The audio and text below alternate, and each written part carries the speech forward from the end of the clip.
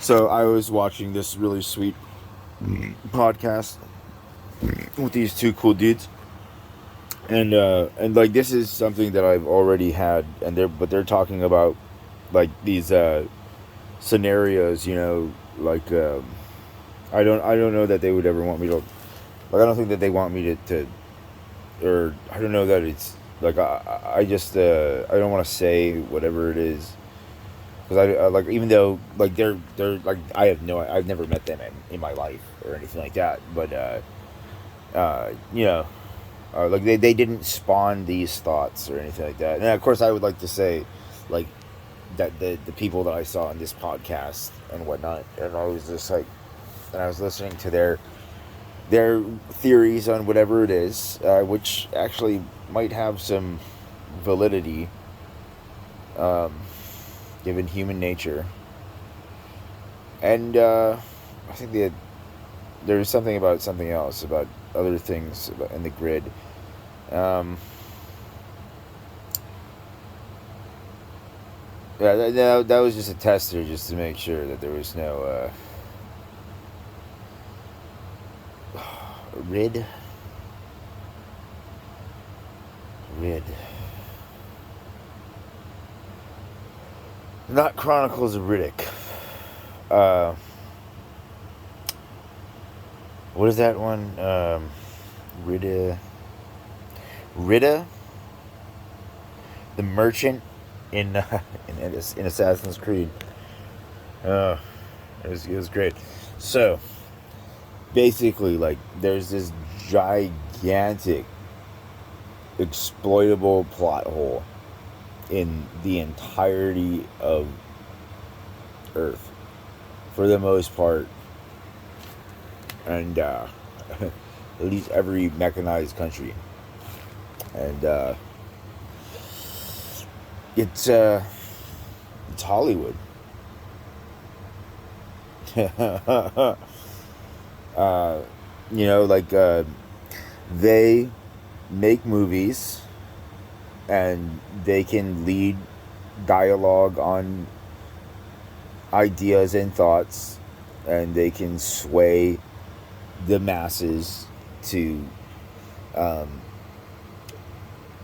because a lot of people are just copying who they like as characters in TV shows and movies, and so they can utilize these easily exploited people who, I mean, if they would, you know, that they're definitely corruptible. If you got enough money, like they say, almost anybody is corruptible with enough money. Some people I'm not. Somebody one time offered me a significant amount of cash, um, for some shit or whatever, and I told them no. Um, and I don't want to say that I have morals or anything like that, but I just don't. I can't be anybody's man but my own. That makes sense, or anybody's woman but my own. You know, whatever, whatever it is. It's crazy times. It's crazy times. Um, and yeah, and so like I was wondering, if a bunch of this stuff about trans and all these surgeries and shit was really um, was really paid for by plastic surgeons and stuff like that who do sex changes, and pharmaceutical companies who had developed hormonal, drugs and stuff like that. They're just kind of offering, like I do, like how people have altered consciousness enjoyment, and they're like trying to offer something kind of like that Dr. Zeus story, the Sneetches, and that some had stars upon stars and others didn't, and they would go through the machine and then come out the other end, because it's not like everybody. Because I think that one super hot, tiny Canadian actress or whatever that was Juno. I think that Leo Leo got you good. I think that Leo, like, oh, I mean, they're romantics or something like that. That's it's my theory.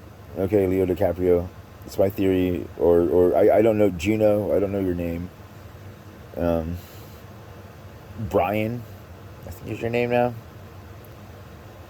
Which I, by the way, I mean, I'm no longer into dudes like that. But I mean, you look, damn. I mean, you look good either way. That's pretty cool. That's pretty cool. But I mean, I'm not really down. I'm not. That was a different time. Different place.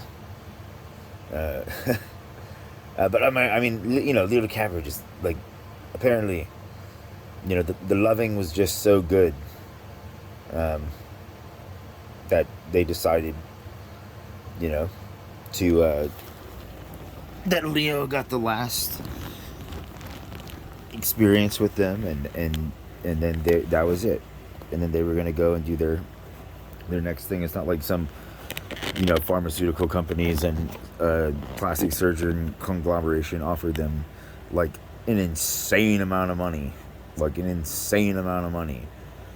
because they hit like a target demographic and stuff like that. Likely not, but I don't know. Who knows? It's a conspiracy. Maybe it's a conspiracy. Who knows?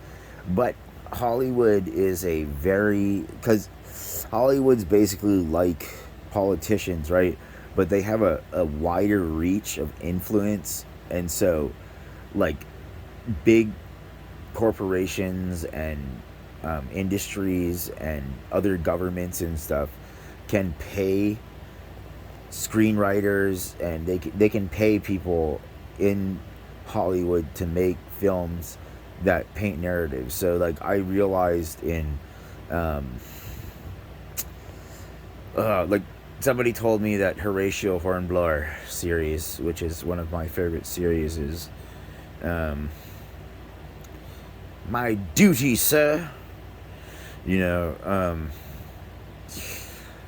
is a series that they like. It's an amazing book series, like fucking amazing, right? But it's meant to make so that you have more confidence when you're in a foxhole with a British slash with a United Kingdom or a Commonwealth soldier, okay, so that that they can hold their shit to some degree, like literally, or maybe if they can at least hold their shit, because sometimes you just can't hold your shit, and that's where they got the blockers in those MREs. That's shout out to Steve 1987 or 83 or something like that. The best MRE channel. I mean, I like a lot of the other ones too, but he's my favorite. Sorry, I know I'm not gonna mention Sean Ryan or Julian Dory, right? Who are talking on this. They're on Julian Dory's Dore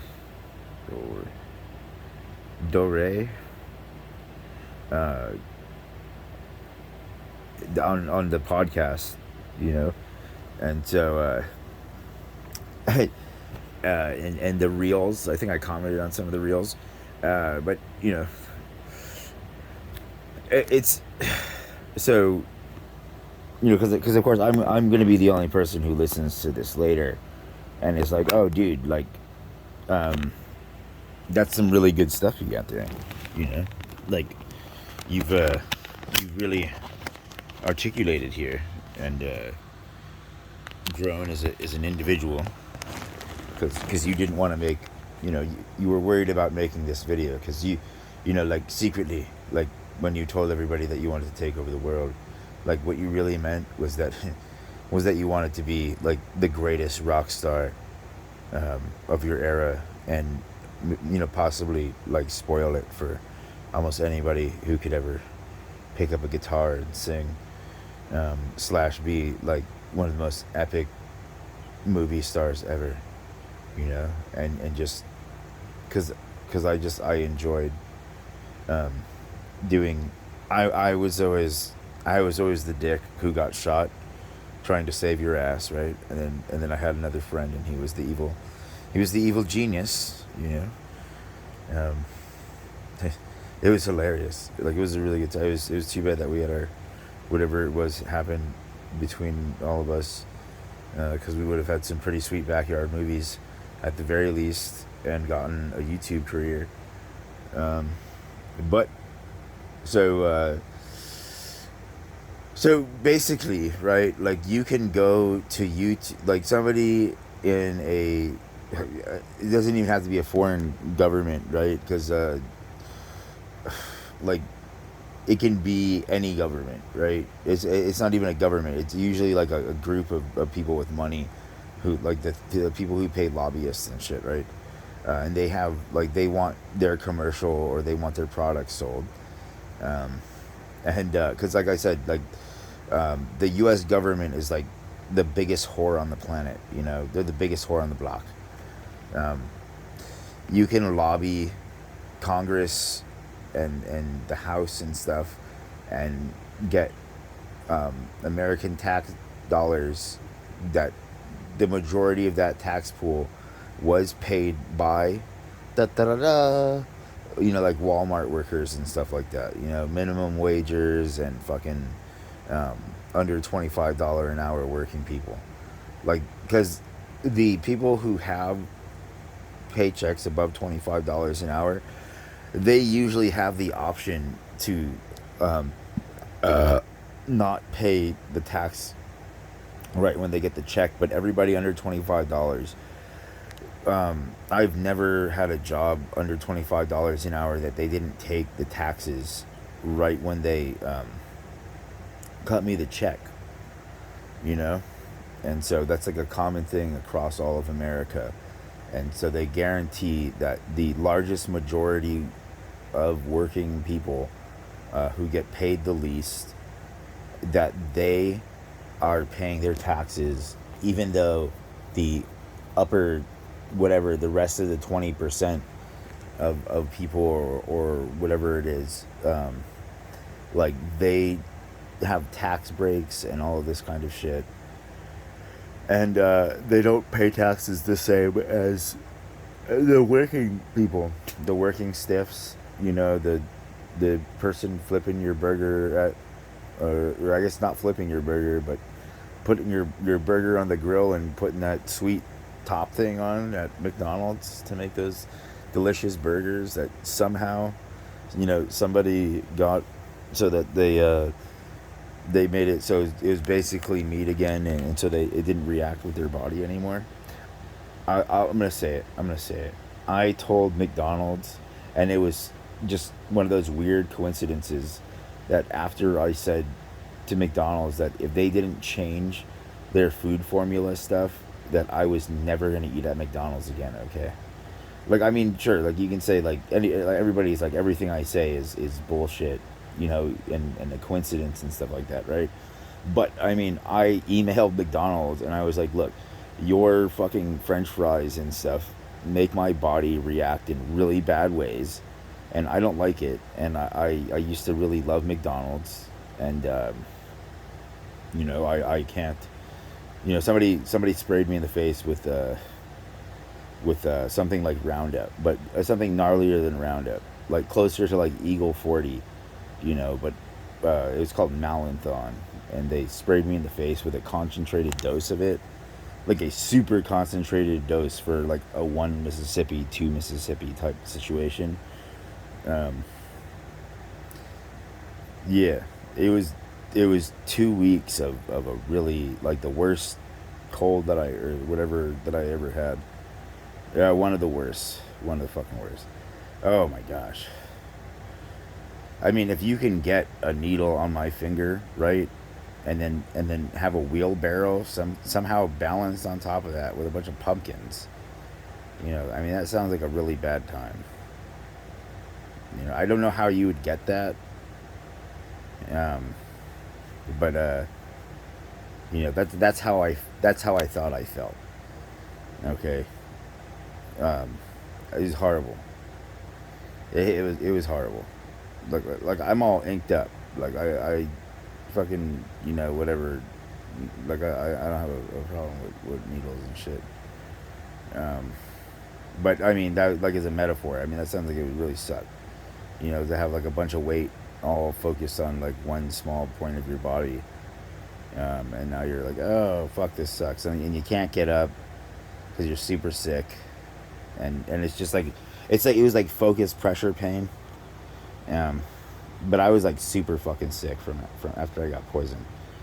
Um, it happened twice actually, and so like it just is. Oh man, it just sucked. But I can't remember what I was saying before this. Um, yeah, but whatever. I mean, that like so like the paranoia in me is like, oh, somebody's gonna listen to this and then they're gonna be like, and they're gonna get contracted to hurt me or something like that. Um, and but you're so and then I'm like, oh shit, yeah, but um, like every single time somebody's ever hurt me, like, oh man, yeah, we were even at everybody. Um,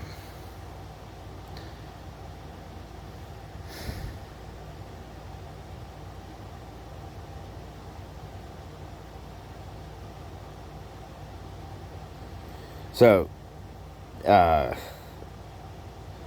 like, because a bunch of people got a problem with reality, um, and I like usually like I'll say something right, and then they take it as a threat, and I'm like, no, this isn't a threat. Like this is based in what I've observed after somebody hurt me, and like I don't care what I said. Usually, I'll be honest with you, and this is how fucked up Earth is and stuff. Usually, it was something like, "Oh my gosh, like I'm looking at your body and stuff like that, and I see that you're a certain kind of sick." And then I offer you a suggestion so that you can heal yourself a bit, because just like a little bit before, like they were kind of nice or something, and then they get super fucking weird with me. Okay, super weird. Um, so basically, like Hollywood can. Hollywood around the world, like there's Bollywood, there's all these different things, and they can put whatever it is, whatever perception they want on a story or a movie, right? And they can lead thoughts with the masses, and it works, and they proved it already with a whole lot of stuff, like people don't understand, like COVID-19 is like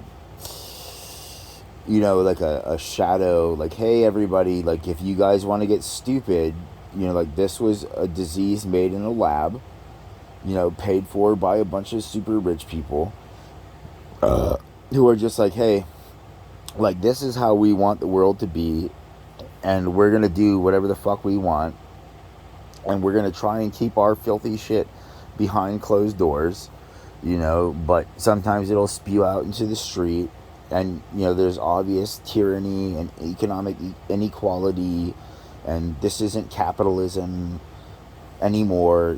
This isn't fucking 1900 when you can go and buy a gram of cocaine or a sack of fucking huge buds or fucking heroin and shit from the counter of a store without a prescription. Yeah, it's not free market capitalism or anything like that. It's all fucking. It's like the lords and ladies of Europe. You know, it's like some kind of like empire dynasty thing with like a round table of glorious dicks, just kind of fucking and shitting on everybody. And there's like a head dick, and I don't want to say that it's Loki or something like that, but I mean, like maybe it's Yeshua Mashiach, maybe it's Balder. Who knows? It could just but it like I don't mean to be insulting if it isn't either of yous or any of the other individuals whose names shall remain nameless. Um, because but anybody who knows me knows that because of the life that I've had, I don't trust anybody.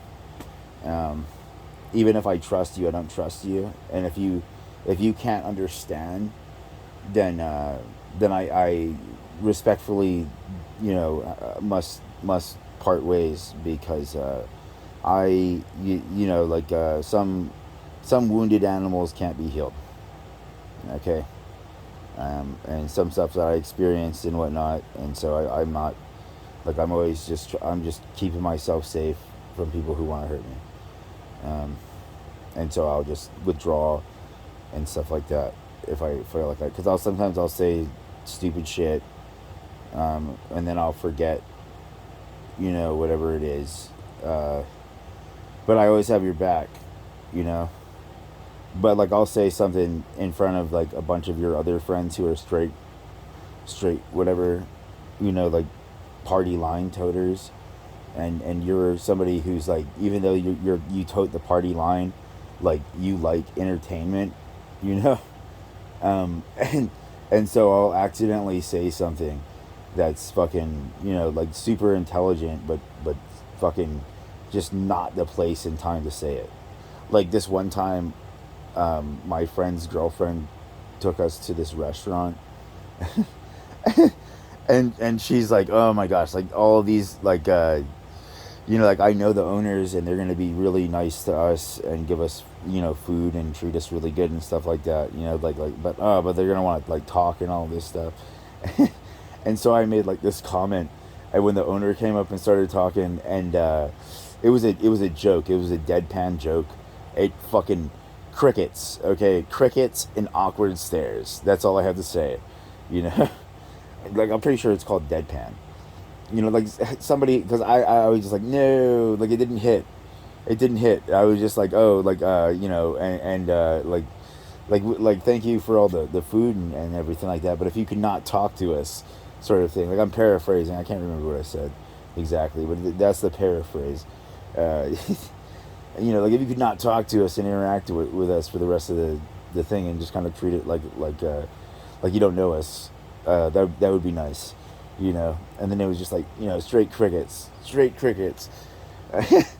And of course, if I would have inserted a laugh, like a laugh reel, like I don't know if that would have flown in the company that I was in, because my friend, he usually liked to hang around with people who were financially sound, and I come from, you know, I was born in a house on a corner somewhere, kind of shit, and I grew up in beach parks and in a van and whatnot until they forced me into a house and forced me into school, and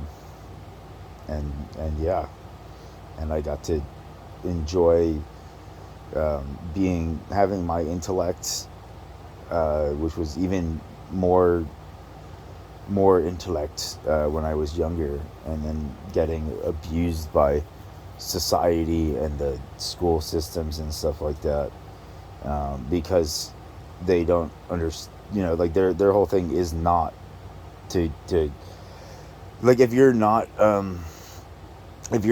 good at math or some shit, and willing to take their paychecks, like, then you're a threat. That's what I would say. And so but so, like, the biggest hole in and it became transparent when MTV became whatever the fuck it became, like anything but real MTV. Like it fucking sucks now, and it sucked at the right when they stopped showing music videos a lot of the time, and their programming became anything except for awesome stoner cartoons and shit. That became programming. Like they're programming people to how they, like, oh, and why don't you be this kind of a consumer and stuff like that, and look at how Cheryl is, you know, and like be like Cheryl, and like lifestyle fucking um, faux reality shows and shit, which are all training herd tactics and shit like that, right? Um, it's because all the bands of the 80s and stuff were like, yo, like fuck corporations and stuff, man, and all this great stuff. uh, you know, like they would say stuff on MTV, and it was real, you know, or it was, even if it wasn't real, it was kind of real, you know, and but it would create separation between the kids and the adults, and so MTV was bought out and changed their fucking programming. Um, and then you can also see, like, I used to be a big fan of uh, you know, early morning cartoons, and of course, especially, especially, especially those cartoons that they had on weekdays. You know, where you have to fake being sick to watch them, or you know, wait for that one day that you're like nobody's gonna be home after a certain time, so they can't drive you to school, you know, and you don't have a cell phone, of course, because you're a kid, and they didn't really have cell phones at the time, you know. And so I might have had a pager. I'm not sure, but fucking so. Oh shit. Oh, I'm so tired of this body. I got a hole in my lower stomach. I have um, puncture wounds and all kinds of crap. And it's all from fucking, you know, like, just life, man. You know? Oh, man. But, so, basically, the one of the biggest exploitable holes in our society, which makes us super susceptible to um, inauthentic existence, and you know, outside in like anything but our authentic selves, and a fucking story that is unless that's their dude, man, but whatever. But oh man, that was why they were pissed, because the guy was doing whatever they were doing so that you guys could get more funding and whatnot, and so they were just like, oh, you fucking, like, didn't you know that that was what was going on, you know, like he wasn't gonna fucking whatever you, sort of thing, or something like that. I can't, I don't, I mean, if you were following the right individual's situation, um, then you know, if you actually, I think that the thumbs down was actually what everybody wanted, and you did not want the thumbs up in the arena. I think that the thumbs up meant off with their head, and that the thumb down meant bury the sword in the ground. And so thumbs down. I think that's the one that you'd want. But nowadays, everybody wants the thumbs up. You know. But so like with all of this, it's really suspicious. All of the like YouTube and TikTok and fucking cable TV and shit. And so if you have enough money, you can fucking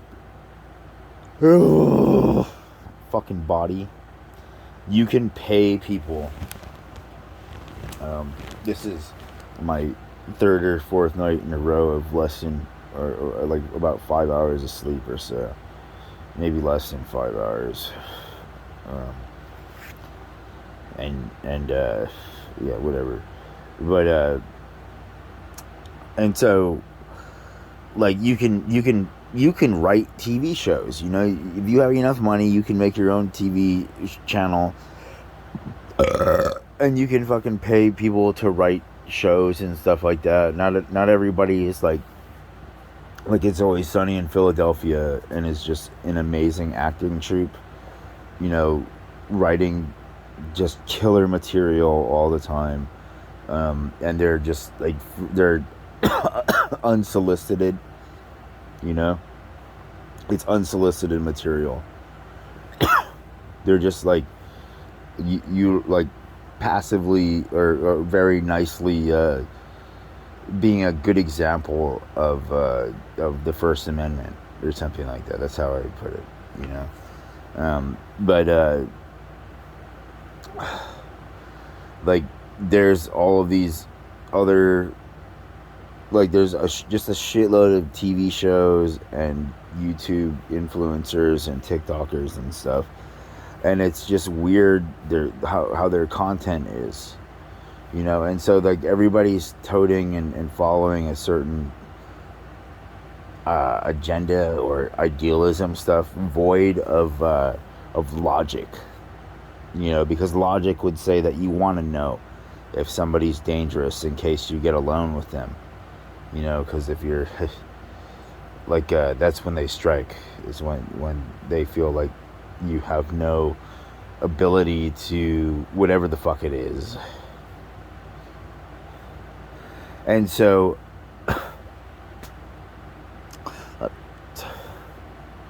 strong fucking yod in there. And so basically oh man. So television, that's what I was talking about, right? Was how you can pay to have people have TV shows and stuff like that, and influence, you know, like right now they're having a hard time getting people to join the military, you know, like literally, like there's more people who are leaving the military than are joining, and then there's also this large body of people, and a lot of people, they don't want to join the CIA, and they don't want to join the Federal Bureau of Investigations, and they don't want to join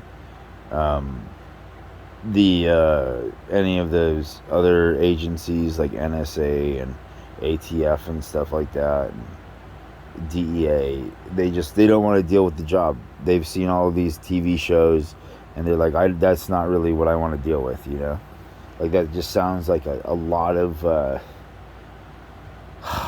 lot of stress and stuff that I just don't want to deal with, and it's not worth the pay, you know, kind of situation or whatever it is. To most people, they're just like, hey, I can go get a fucking job at Walmart right now and I'd pay $14 an hour or whatever, or almost $20 in some places, and I'm, you know, fine with whatever that life is, you know. And I got my, so like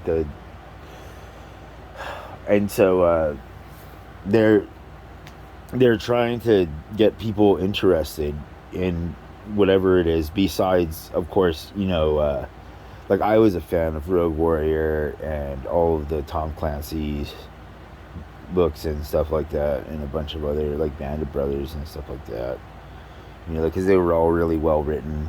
Star Wars, the extended universe,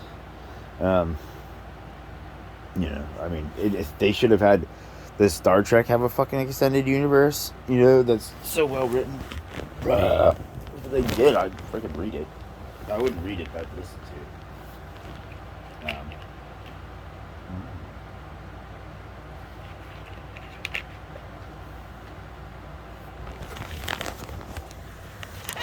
And so, black people, So this isn't racist or anything. This is like legit observations that you can see on TV, and then they're telling you, or that you can see in much stuff, right? And so they like the synagogue people, like they band together in their tribe or whatever, and then they have their um, acceptable beliefs based on influencers and shit. And this isn't, of course, everybody, but when you talk in generalizations, it's usually like the mean across the majority, like the median or whatever, the middle, the most, the largest number, and so they're super dedicated to consumer society, you know, super dedicated. Like that motherfuckers go sell crack on the street to get a pair of Nikes. Like that's some dedication right there. Um, uh, like they'll do whatever to get that higher pay grade. Like this is a generalization, because there's a shitload of nice there's a shitload of people who work their 9 to 5 jobs and stuff like that, right? And so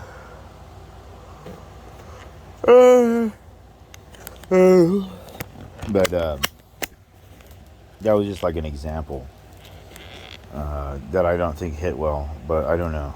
We'll like later on self when we rewatch this, because I had to start making YouTube videos like this, and I was super stoked because nobody really watched my content and whatnot, except for on certain things. They did watch the content a little bit. Like I got 2,000 views on this one thing about how chat AI bots are fucking destroying the future writers of America, and they fuck write diction and voice, because it's clear that they utilize one voice, and then and we just get used to that one voice, and then like you lose the development of your writer voice when you use chatbot AIs and stuff. And so like I'm sorry, or my bad, or something, I don't know. I don't really know what the appropriate password is here. I if we can both be open and honest, and know like just how gnarly both of each other is, and that we both have our respect for each other, for the respective things that we've done for each other, and that's what I likes about you. And so like it's, yeah, another example of a quality television show is or something like that is Letterkenny. Okay, like something that is bolstering very good stereotypes, and stuff like that, given the reality of people, and so like yeah. But these are all like small townies, and they're all in a certain economic class zone, but they all seem like they're pretty chill, and they're not fuckers to the people on the bottom, and they seem to have like a really level existence, and are just kind of like entertaining each other and having a good time. That was the vibe that I got from the show, and I thought it was a pretty, given the reality of societies and how people are and their nature and stuff, I thought that the Letterkenny existence was pretty cool. And like some people like McMurray and his wife. I thought she was a fine young lass. And McMurray, I mean, if he's gonna sit in the corner, I mean, that's cool, man. Just don't shoot on me, buddy. Sorry. I'm sorry. Like, see, so like I'll say a joke like that, and very inopportune. I'm the kind of guy who laughs at a funeral. Literally, don't take me to a funeral or to any church and expect me to be appropriate. I don't know how to. My grandma took me to a Catholic church one time, and I laughed like a hyena for like an hour and a half. It was amazing. I had a really good time, and then they gave me the body of Christ, and I took it outside, and I had a lighter. For some reason it was like 4th of July time, and so I had my lighter because I was a fireworks guy. I love fireworks. Oh, I love fireworks. And so the body of Christ did not burn, and therefore I was like, this is not the body of Christ, because the body of Christ would have burned. you know. Uh, oh shit! And so that fell flat. It fell flat. And so there's just, it's just another nail in the coffin, you know. Oh, and and so there's because of the reality corporation and money and everything like that, and just peopling and the joy of power and domination and getting one over on each other. But then also people who are delusional and are unable to see anything but what they want, and they think that I guess they call them a ne'er-do-well or something like that, and they think that their ideas are amazing, and then when you try to fight it with logic, they're like they get hostile. There's a large number of women and gay dudes and lesbians are women, but I mean the gigantic portion of these people, and I'm talking more about the outs, or the flamboyant types. That was my experience with them, where I would say something that was really good, and it was benevolent, and I really meant well, and it did not hit. Like, they got hostile towards me, and I was just like, are you fucking serious? Like, don't you get it? Like, I'm trying to help you, because I understand your enemy, and I just want to make sure that, Freddie Mercury doesn't get killed, you know, or whatever, because I love Queen, okay? Liar, liar. That it was a great song. I didn't even know about it until that movie came out. You're lying to me. I if I made a like a CIA type movie or TV show, I would be the dick who would put that song into an interrogation. and so, like, I'm interrogating the guy, and I know that they're a homophobe and stuff like that. And they're coming from a country or whatever where, like, homophobia is practiced and is super socially acceptable and everything like that. And they, like, might even stone homosexuals if they find them, or something to that degree, or at least they used to. Hopefully they stopped, but and so like, or maybe depending on the person, I don't really know, but I'd, like, imagine, like, this guy's, strapped to the chair, and you're thinking, like, oh, like, they're gonna waterboard me and stuff like that. Like, no. Like, this guy is going to ask you questions, and then he's gonna play Queen's Liar Liar every time. The song is called Liar, and they're gonna play that song every time you lie, like, you have to listen to the entire song, because I can just sit there and I can listen to it like 100 times in a row, literally, and sing along. And the guy's just like, liar, liar, and kind of like, I guess the desired result is like, in that movie Rocket Man, when he's in the isolation chamber and he's singing John Jacob Jingleheimer Schmidt for like the 50,000th fucking time, and he's got his underwear on his head or something like that, and he's just having a good time. And so that would be like a scene, which I thought would be funny, but Everybody they want realism, and it's so dangerous. Like, oh my gosh, like, so Hollywood majorly fucked up. Um,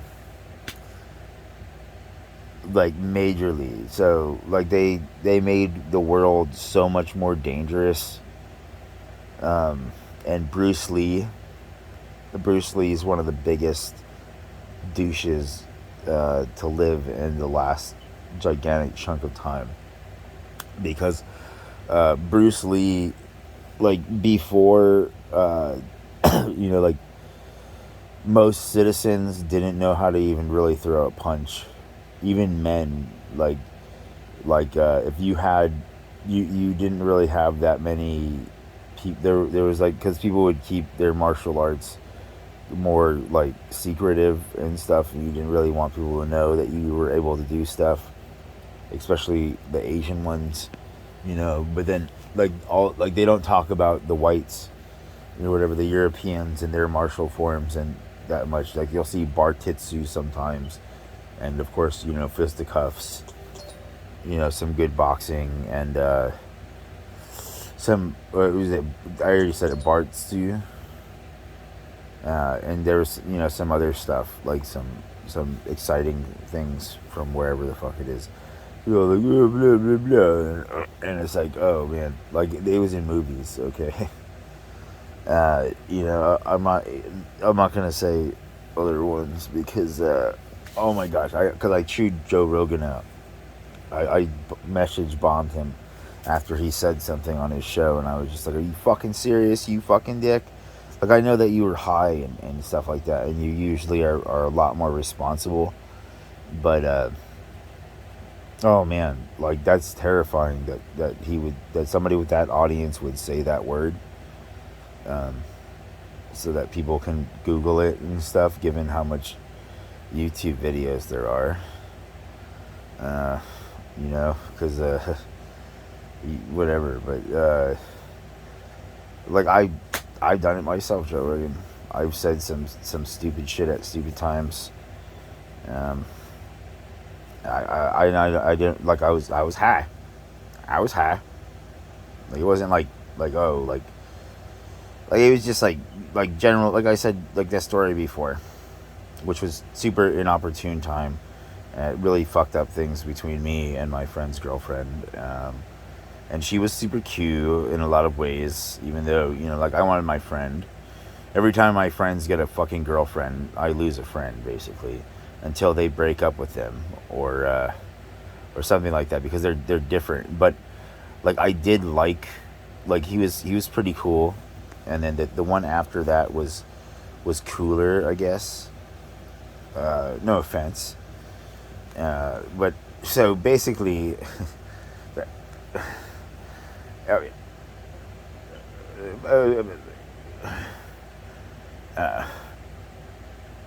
at the time. But, I mean, something. No. So where are we?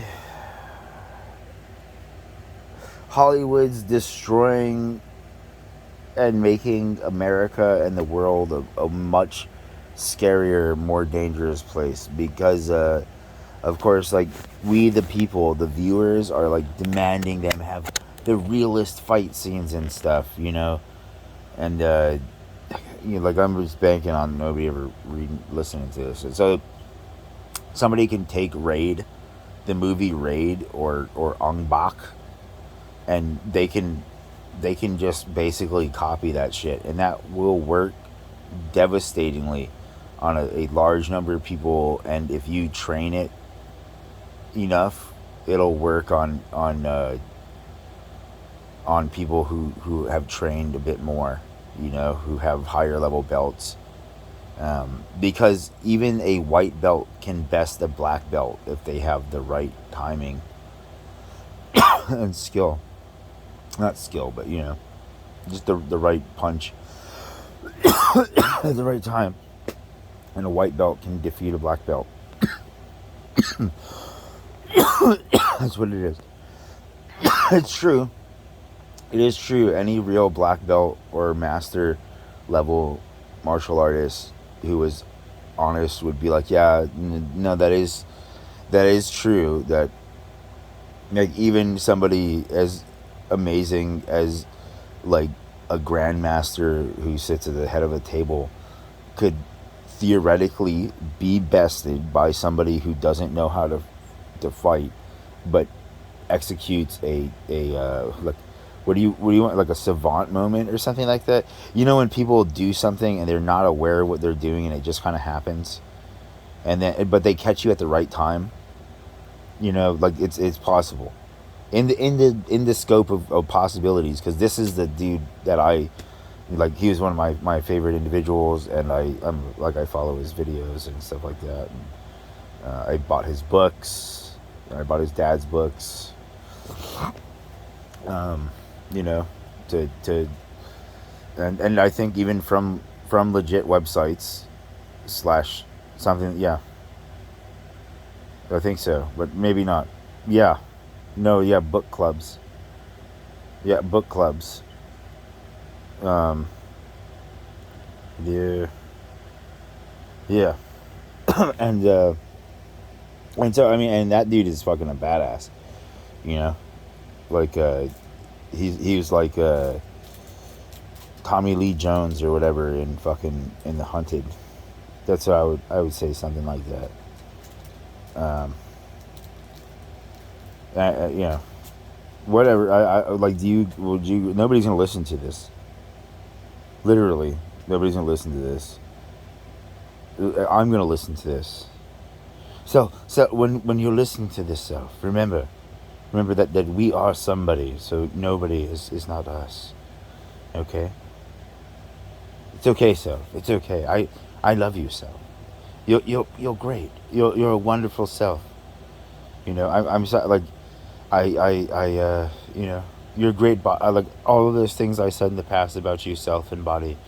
Like I didn't really mean them. I only said it at the time because I was in so much pain in my mind. Okay, and so I hope that you can understand that and just be cool.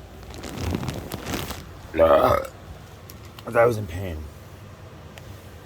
Um, but so like the government's not gonna do anything about Hollywood. They're not gonna censor shit, right? And even though it's transparent that they can take anybody's, I'll be back.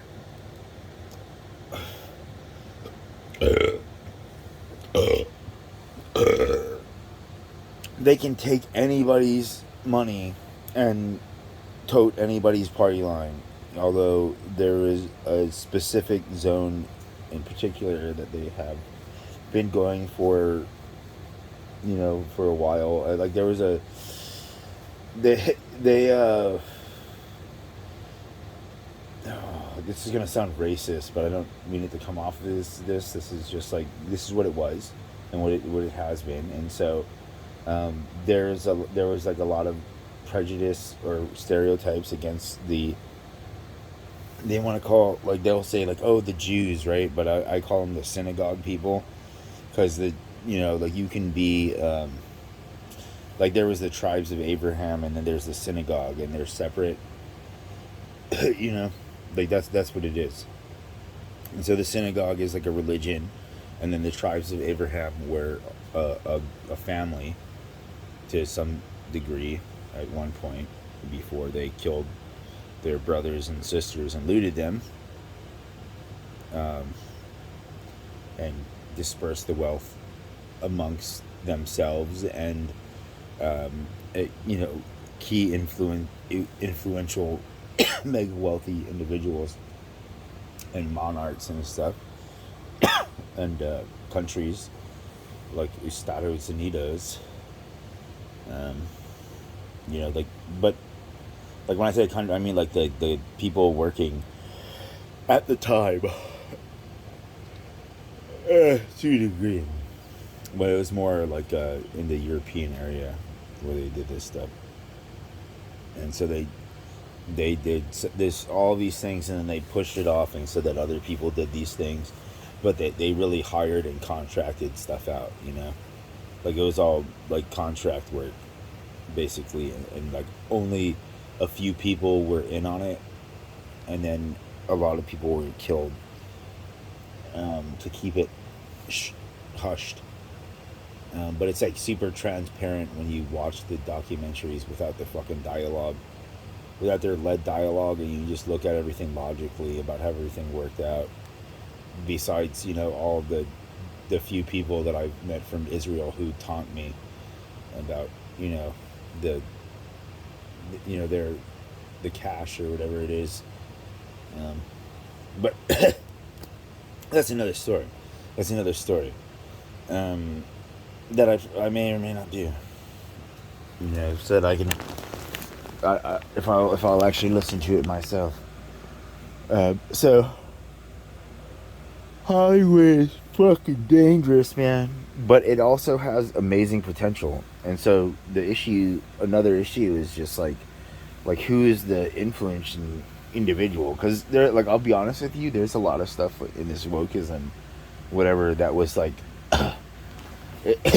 It's like somebody listened to what I was saying, right, and then fucked it up in their own way, and completely ignored all of the real points that I wanted to be followed or whatever, and then weaponized it so that basically it's like, like, oh, now we have this really bad look on the LGBTQ community and stuff and other communities. But at the same time, they're just saying, they're trying to say to these old religion type people, like, hey, like, we're willing to fight and we can fight too. And that's something that you guys said that you guys respected. And so, like, if we're willing to stoop to your levels, so can't we see like a common ground together, and I can be me and you can be you. And if you guys want to do PDA, public displays of affection on both sides, straight or gay, or like that's respectively whatever it is, but like like but I do think that they need to explain things more in television and whatnot, because I do agree that there is some, because children's minds are super susceptible to influence and stuff, and you can schizophrenic out as a child and go off on these inauthentic self tangents because of a group of people or a TV show that you saw. An example would be Doug Funny. And so Doug Funny was a likable character that many people identified with. And Doug Funny was a weapon,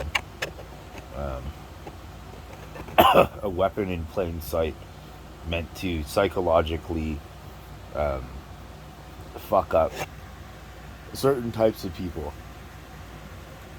Okay, and so they identify with Doug Funny for whatever reason, because he seemed like he was a nice kid or whatever, and chill, and whatever else, right? And so Doug Funny had his issue with daydreaming, and then so there's all these people who started fantasizing like that because of Doug Funny, and then it became and grew into something more, and then it wasn't necessarily more than that at a certain point, but there's a chance that the creator dude of Doug Funny and the show Doug didn't have that, like didn't think about that, and was just authentically writing, a pretty entertaining show for the times and with great illustration. Okay, so I hope that covers the whatever it is,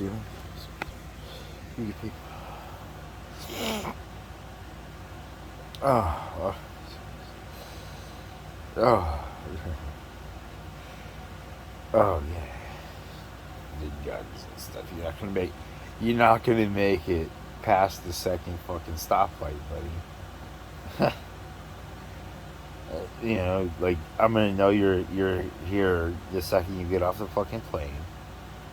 and then it would be what intentions do you have? Okay, and so if you have the intention to hang out with me, a very lonely individual, you know, who at one time was like a fanboy, and you're gonna fucking try my weed and maybe like bodyboard with me and whatever it is, like a lot of times my friends will buy me lunch, um, you know, because I'm broke and I just gave you a gummy um, that if it was sold in a fucking retail store, it would be worth like $40 or more. But um, if you came to hog tie me and hurt me, like then whatever it is, man. Does that sound like an interesting movie? like a not like a movie, like a short, like a 15 minute, like, so that's a Doug Funny moment, okay? I just Doug Funny out as an example, and so like, oh, here itself. Like, let me vocalize this one. Okay, so I realized, I was like, oh my gosh, all of these people who hate hippies are hypocrites, right? Because of the reality of there were people here before, and then like they got killed, and then they said that oh, now like we the government own this land and we're selling it, and we're selling all of these other things, and you pay taxes to our guns or whatever it is. And so, because they hate hippies because they're ground squares, like they'll be like, oh, I'm thinking about, like, I want this, and oh, what, I just so happened to come across this, uh, and while, like, according to everybody else, this is yours. I want this, and I just came across it, so I'm going to take it. You know, and so it's like just blatant hypocrisy. Yeah, I mean, like, not all hippies were uncool, just some of them, and yeah, and so Hollywood and music and stuff, and this became super transparent to me when they killed MTV and VH1, and they started super censoring the music that we could see. Like, of course they made like Spotify, or not Spotify, like Pandora, and like the YouTube algorithms, and I guess Spotify as well. But I don't know how much is pay to play, because I know that YouTube has dropped, like, only a few times did they drop an ad that was music, and I found like a song that I really liked. One of my Deja Ketavesa, and it dropped into my, it was a commercial that they paid for, and I was like, oh, fucking awesome, man, and I listened to it for a long time. But then I also, like, it dropped, thanks to YouTube, like, I discovered one of my favorite music genres that I wasn't aware existed before. Like, I just thought there was like the Billboard 100 basically, and whatever they talked about on MTV, and I didn't know that they had this whole other genre of shit, like indie folk and stuff. And I ended up really liking, like, the Paper Kites. That was the one. Like, it dropped into my feed, this album called Woodland, and I repeated the album for 2 years. And we hate what we lost, but we love what we find. It was just an amazing, amazing TV show. Are you partying, man? No.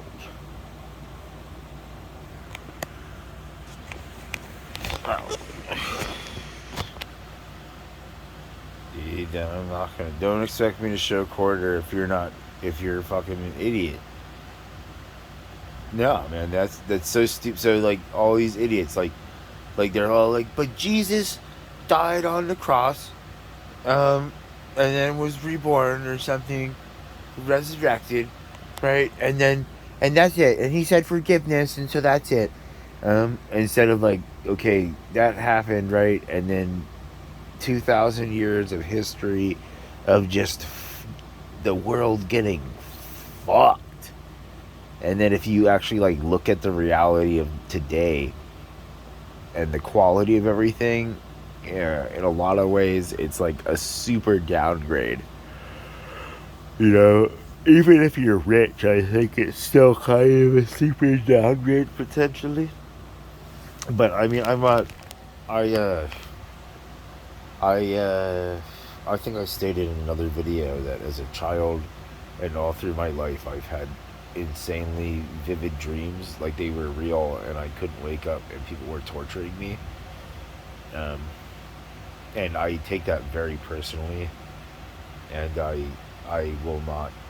Um, don't expect me to anything. You know, like if you hurt me, don't like I'm gonna.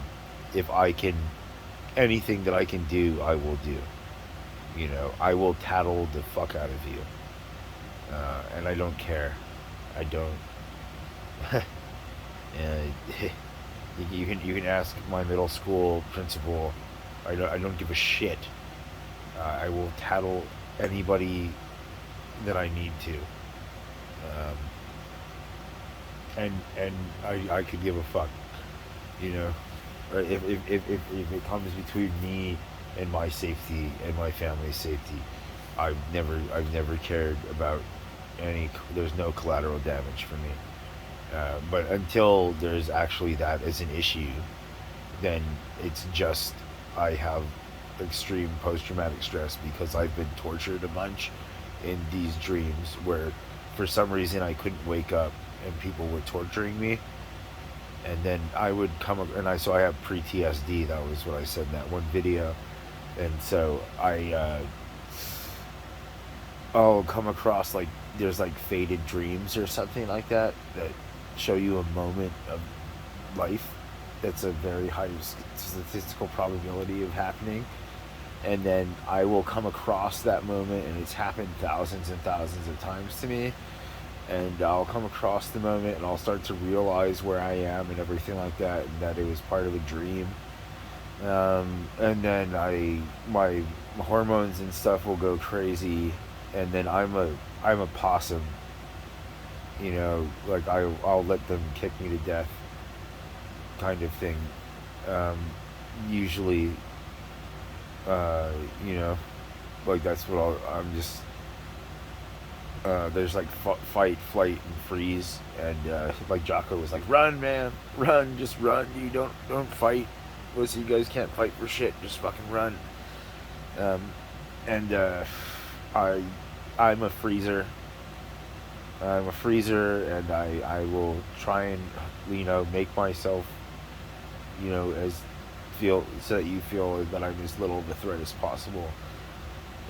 And then but I can direct my head so that when you make your blow that you're trying to punch me somewhere, you hit me in the right spot in the head, so I go down, and then you're liable for my life, um, and something like that. And I'm that's my that's how I am, because I could give a shit. I'm not here to take people's punches or I mean, you're good people. You there are some good people, and the 1%, buddy. You know,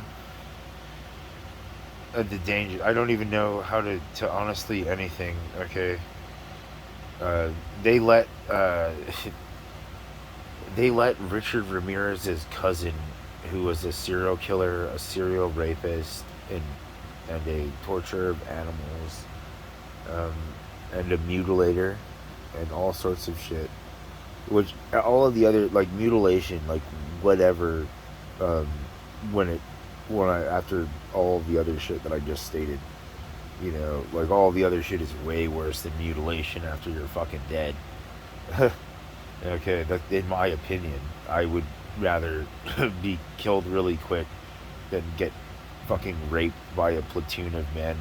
or by even just one guy, and then fucking tortured by them, sadistically, and then fucking, maybe killed, you know, while they take pictures of me and shit. Like, fuck that, man. That's what Richard Ramirez's cousin did. And nobody reported him in his platoon or his squad. And he had photographic evidence of his crimes and stuff. And he told them in detail to Richard Ramirez, and then he reenacted them in California, and he was talking, like, have you heard his vernacular and the way he spoke? It was like, holy shit, this guy did this. This guy who's talking like this did this. Wow. And so I was like, oh, Satan. Wow. Because he was like a follower of Satan or something like that.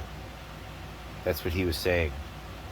And so he was telling America and showing them the crimes that were committed upon the citizens of Vietnam. And a lot of these GIs were just stupid young men. Emphasis on stupid. And just, like, we didn't want to be here. I did what I had to do to get out of here. And all this kind of shit. And so, like, they would go into a village, and then the locals had just had the VC in their village, right? And the VC were like, if you tell GI where the booby traps are, like, we'll fucking rape your daughter and we'll kill her and shit like that. And then, like, we'll torture the shit out of you. Like, you'll go to a worse Hanoi fucking Hilton than the pilots who did the fucking Christmas bombing or whatever. And so like, these young men were like other people in history who were overconfident about their abilities and about just completely deluded and not in reality at all. So like, the example was Korea and Japan. And so there was Japan tried to broker a deal with North Korea for passage through to China. It was around the 48th parallel where they started to cross and go up. And yes, it was. And so Korea agreed, of course, probably reluctantly or whatever, or something like that. However, the Chinese official told them to respond. And so, more than likely, and this is old China, this is the, back in the days of the warring states or whatever. And so they had spies all over the world, and especially all over Asia, and all over the kingdoms, and in every spot that they could to get information. And so they knew already when Japan came. They had a spy who heard and was like, and relayed the message to wherever the main, leader stuff was. And they told North Korea that if you don't kill the Japanese, that they'll come and kill you. And Japan was like, hey, we're both really good fighters. Why don't we fucking join together and fucking loot and enslave China? And North Korea was like, oh man, like, they can call up a fucking, like, somehow they fucking knew that we were talking.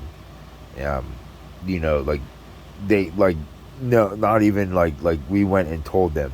Like, they already knew before we told them anything, that like we could see on their face and everything like that they already knew what we were going to say. And so basically, like, but we don't know where it came from, who in our court was paid by the Chinese at the time to to tell the Chinese emperors or whoever it was. And so China said to Korea, basically, you're going to, you're going to kill them, and you're going to do it. And if you don't do it, then we're going to call a standing army of able-bodied men, and they're going to far outnumber you.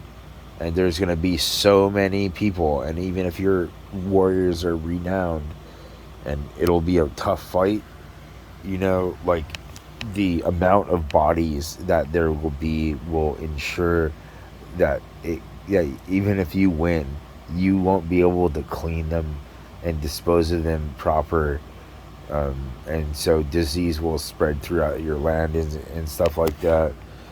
And so they killed the Japanese in their sleep. And so that's I can't remember what this is in relation to now. I wish I could, and so that's what's going on. Like, so like it's real, okay? I'm just saying. I mean, if you guys want to kill me, like, what am I gonna do? Like, I'm gonna let you hurt me and my family? After the amount of times that I've kept you guys safe, and you're telling me that my livelihood, one, doesn't matter for shit, and two, the abuse that chicks who are supposed to be my baby mamas don't matter for fucking shit, okay? And that you learn tricks from people that are illegal and you didn't know, but if you use them within the will of a certain individual, then it's not illegal.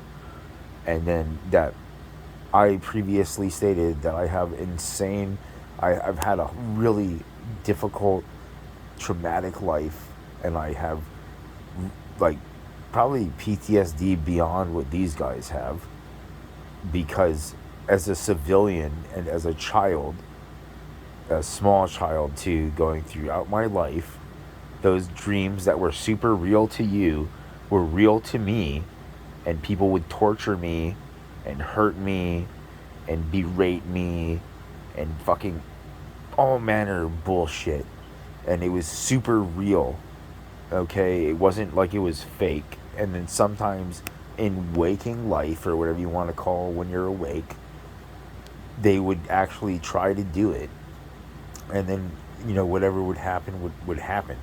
And that I just have extreme PTSD because I know some people do have amazing execution, and willingness or ability, if for whatever fucking reason, and that they might not care about me saving their life over 20 to 50 times. Like, because most people don't. Most people, like, I've saved people's lives before, and they didn't even fucking buy me food. Like, one time, I was in this place called Black Rock. It was on the island of Maui, right? And there was this chick, and like, my friend liked her, and they were hitting on each other and stuff like that. And of course, I was fat, so like I was like, not even valid. But he was a nice gentleman, and he could break dance and stuff, and he had a ripped body, and so she was, like, oh yeah, but I'm like a seal, or not like I'm a surfer and shit, and I'm like a waterman to some degree, except for like every time that I went spearfishing, I never really caught any fish because I don't really like to eat fish, unless it's fried, or cooked with butter and garlic and lemon. But even then, I don't really. Nowadays, I don't like to eat fish. And so, yeah, something I can't remember. I just no, I know because I've had people do that to me and stuff like that. But when you, whatever it is, because I can't remember right now in my state of mind. And I was just like, okay, like, well, this is a reality check of and anything can be made a reality, as you've seen, and I would never want to come to anything like that. But like, if you're saying that that whatever it is to upon me, and then you're expecting me to just be like whatever, like I'm not gonna be like whatever, you know, and whether I'm alive or dead or you drug me or anything like that, like there's a spirit that's fucking unstoppable, and I have no problem, um, you know, because I'm omnipotent, and everything's like, no, you're not, and it's like, yeah, but you totally do deny things in your life, and I, uh, you know, and one is probably the value that I have for you, despite whatever the fuck, you know, that I still value you enough to that you look that damn fine, sitting there, motherfucker. But I'm not a homosexual. Okay, I am a lesbian, and I love chicks, and I have I would say I'm a female, but I'm a dude. Um, but I like chicks, and so I'm a lesbian, so I'm a gay. But my body is male, but I like all the bad stereotypes of women. That's me. That's me in a nutshell. Sometimes, like almost every time, that's me in a nutshell. I will never let anything go. As soon as like I say that the argument is over, it usually isn't, and then the second that I'm willing to drop it until you express whatever it is. But you know, like this is before I got all the PTSD, so now I have involuntary, like my shit will just involuntarily fucking stupid it up. I ain't got a problem with you or anything like that. Uh, you know, um, and yeah, because there's all these people and they're all like, hey, like blah blah blah, and it's like, hey, like you're like, how are you not aware of how disrespectful that is, that I would save your life over 50 times and keep you out of all kinds of shit, and then you think that I'm just such a lowly nothing that, you know, like you would take money to hurt me, you know, especially if it's like an advanced interrogation kind of crap. Like fuck that, man. Like don't expect me to fucking, like that's fucked. That's fucked. And that you would say like, well, you know, like whatever it is, like, but you know, like nah. I had a dream one time, right? And the U.S. and stuff were, because they already harassed and they harassed my family, and I was just like, are you serious? Like, what are you doing? Like, why would you harass my family? You know, they're like loyal to America, tax-paying people, and then that you would harass my family for anything I would say or do, when they're like loyal and tax-paying and shit. Like, go and fuck yourselves, man. Like Mario Andretti and all of these fucking Michael Schumacher and the Rat Boy. No offense, buddy. Oh, dude. Nicky Lauda. You know, like everybody crashes at some point as a pro, and sometimes it's real fucking bad.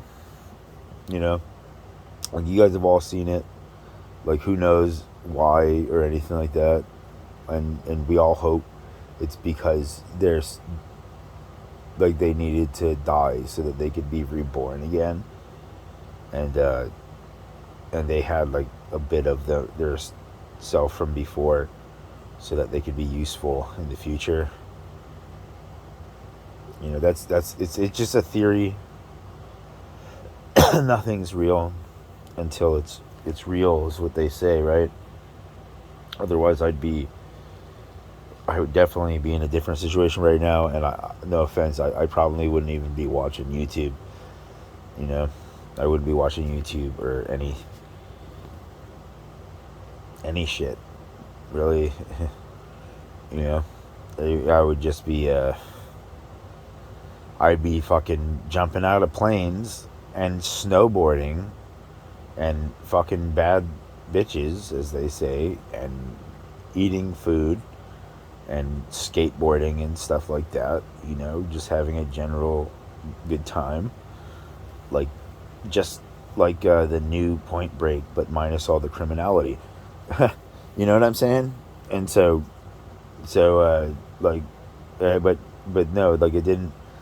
None of my aid was recognized, um, and I don't accept.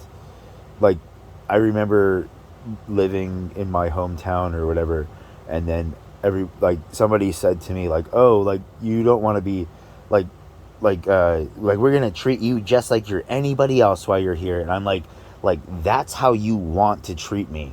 That's not how I would want to be treated. Okay. That's how you, a jealous narcissistic sociopath or whatever it is, a hottie, wants to treat me, and all of these other people who are jealous and shit of reality want to treat me. And I'm saying, like, at the end of the day, I decide the fates of all souls in existence, and I would never treat me like I was just a normal fucking piece of shit. Okay? I don't care what age anybody was. Like, childhood should be a fun fucking existence of skateboarding and cracking jokes. Um, and sometimes it is. And then, sometimes it's people ostracizing you because you're impoverished while they. I'm gonna share this. This is a hilarious moment in school, right? So, it was home ec class, and it was like ninth grade, or not ninth grade, it was eighth grade or something like that. And it was home ec class, and of course, like, I'll be honest, I didn't want to share my food because it was fucking good. But I did want to share it at the same time because I wanted to prove to everybody that I was good at what I did. But at the same time, I didn't want to share it. But I did. But that wasn't the thing. It was that they were all like, "Ew, you're gross." Like he's just dirty, right? And all this, and you're poor, and all that. Like Kenny, like how they treat Kenny, but not as nice. Because I was overweight. So then, like, if Kenny was Cartman, you know, um, so if Kenny was not only poor and whatnot, but also fat, then they would be so brutal to Kenny, and so like the entire class, nobody ate my food, right? And I heard the comments like, ew, like he's gross and all of this stuff. And like I wake up and I take a shower kind of shit, and like I'll take a shower throughout the day, and my ass isn't clean until it's fucking cleaned with water. And so we're sitting in class, right, in home ec, and like they're she's talking about, like, somebody brings up the topic of, like, how to wipe your ass and stuff like that, right? And the entire class was all like, oh, and you take like two pieces of toilet paper and you fold it and you fucking wipe your ass. And I'm sitting there like terrified, you know. And the only reason why I wanted to eat like everybody's food is because I'm pretty, like, I was like, oh, like somebody's mom probably made this shit, and that bitch probably at least washed her hands. Yeah, you know. Or, like, if they did it, then there's a chance that they washed their hands. And so, because it was like a potluck thing. Um, I think the teacher tried it. Like, it was good. It was good food. It was good food. Um, but so they all like were like, I'm gross and I'm nothing, and oh, and like he's just a dirty fat boy who's poor and everything like that. And and nobody tried my food. And I ate the shit out of everybody's food. So I was like, oh my gosh, potluck, yes. And uh, and so, oh my, country humor.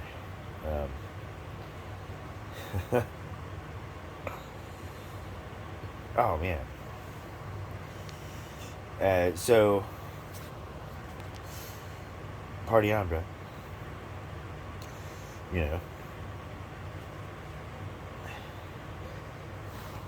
like nobody. So nobody ate my fucking food.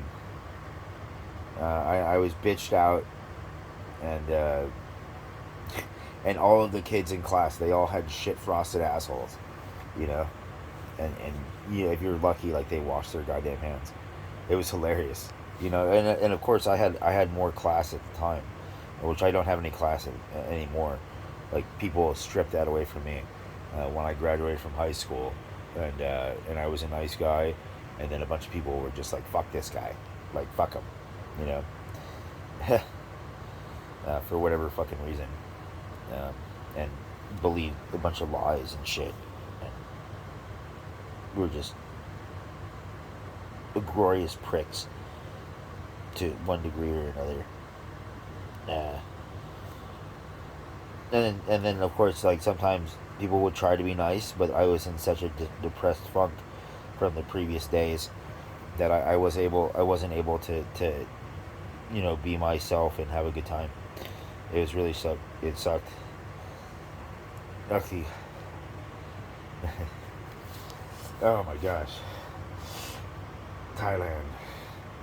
But that it's amazing. Okay, just how insane we the people are in a way, because Hollywood is fucking leading so much shit, so many views, and it's like nobody's standing up and being like, hey, like movies aren't life, and I see like you're identifying as your favorite character, and you're picking up these cues, these social cues and stuff from movies and programming, and and it's not like your authentic self at all, but you're doing it, and therefore you're that, you know, and that's fucking dangerous. And so that Julian Dory show, and they were talking about if the electrical grid went out, and that was what spawned this right here.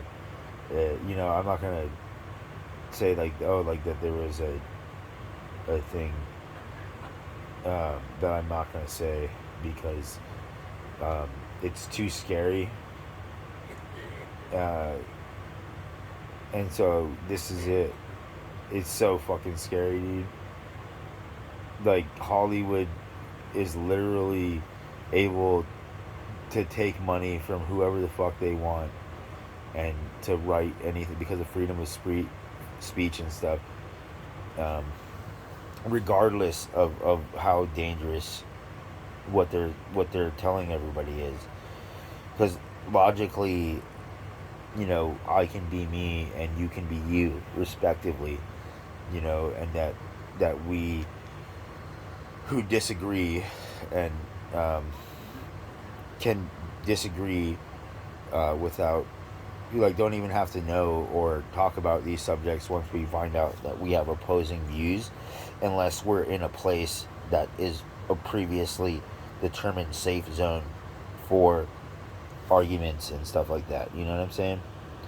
Like when they have those protests, like they'll have KKK protests or something like that, and then they'll have it so that the KKK are like caged, so that the people can't hurt them or something like that. But then like both sides can yell at each other, and they can yell their hate slurs and stuff, and you're coming to this thing knowing that people are going to do these things. And so I feel that should be allowed. Okay? Like I saw these kids like beating old people during those riots and all of that shit during the Antifa and whatnot. Like beating people who were wearing a T-shirt or a hat or some shit. And who really got prosecuted, um, or anything like that. For these assaults, um, and so like I think that America should have like their Thunderdome or whatever, um, but not. But so like as a suggestion, it would be like you have a stadium, right, and it's like a football stadium, and it's got the 100 yards. You know, you guys are awesome, but I'm a no, no, just no, all of these people are just So now you guys got a tribe. You got five, yeah, at least five. I can't really remember. So that you're all you know um, pissed off at me or whatever it is. So you guys all feel equal or something like that. Uh, because I watch all your shows and stuff, and I have PTSD from being abused throughout my life, and you don't just get PTSD from fucking war. From fighting in the deserts for the rich man. You don't just get PTSD from that. Um, you know, uh, uh, and so like I'll like triggered, and then it'll just like just stupid. Like I want to see it.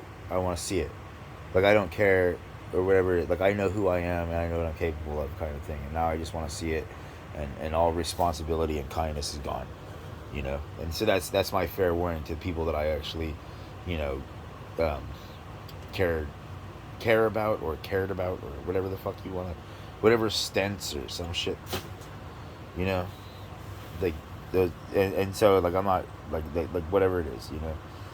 Like I'm not trying to stupid out. I can't stop whatever it is my brain or spirit or whatever the fuck it is. I don't have that kind of control.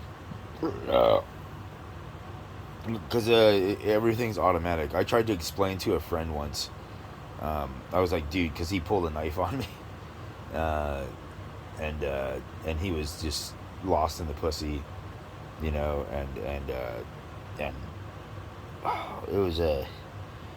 Like, I'll be honest with you, I'd still hang out with the guy if the guy, like, if I ever come across him again, I'm gonna show him a song, and I'm gonna be like, dude, like, I'm gonna see it, and if he laughs, if he chuckles, then I'll be like, okay, dude, like, we're still friends. Yeah, it's that monkey song. Monkey doesn't wear any pants, you know. And so part of him chuckles, then he's still my friend. Otherwise, I don't even want to, I don't want to bridge the whatever it is, and have to fake being a fucking whatever the fuck it is, um, to hang around with him and people, that he hangs around with.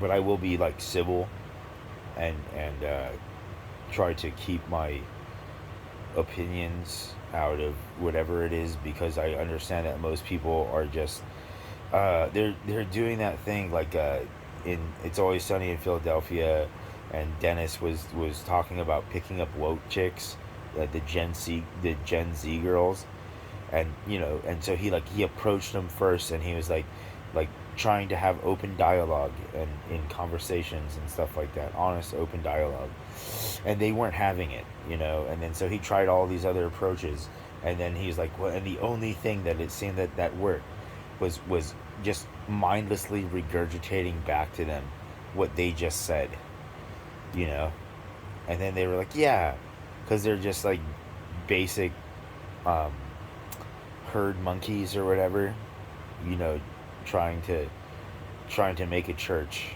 or something like that, a collective body of views void of anything real or decency, all for the sake of usually money. uh, nah, man, I don't I don't trust religions, you know. I don't trust any anybody who prays to Jesus Christ. I don't trust anybody who prays to any religion. I don't trust, um, unless I get to know you and I see that you are a sane individual, who is capable of understanding conversations, you know, because life is too short. I gotta keep my family safe, man. Some people are stupid, and some people, like, when you tell them something, they don't listen, and then others do, and they're like, oh yeah, no, like, you did say that you had this going on, and therefore, like whatever it is whatever it is. And so, do I have that going on? What do you think? You know? Like, I'm literally like the most vanilla motherfucker that you've met, except for that I will look at anything I can find online. If I can find it online, I will look at it. You know, like all of those cringe videos of the fucking early 2000s, and then like the Faces of Death videos were fucking nothing compared to some of the shit that's online. You know, even just on the well, I've never done the dark web. I can't figure it out. Like, I can figure it out. I don't want to figure it out. I'm not really interested in getting any darker than subreddit. You know, there was these videos, and they were all like people dying in car crashes and stuff like that. And this one, I think I already said this one, but this was my favorite. Like, and so, like, it was like an SUV, and they were driving, and this fucking guy gets like flown out of the window or something like that, and like an arced, like a Hail Mary throw, I think they would call it. Okay, and he or she, whoever, like, it was too far away to tell the gender, I think. I don't know how they identified, of course. And so they flew like 40 fucking feet, and like 15 or so feet vertically, at going at like a velocity of like over, like, you know, they were going like 50 miles an hour or something like that, and then you just see them smack the concrete, and it's like, oh shit, dude. You know, like, I had a friend who died like that, kind of. He got cleaned out on a motorcycle. He goes, he was driving irresponsibly, just overconfident about his abilities and shit, and he didn't take God's suggestion, or whatever you want to call that being, who,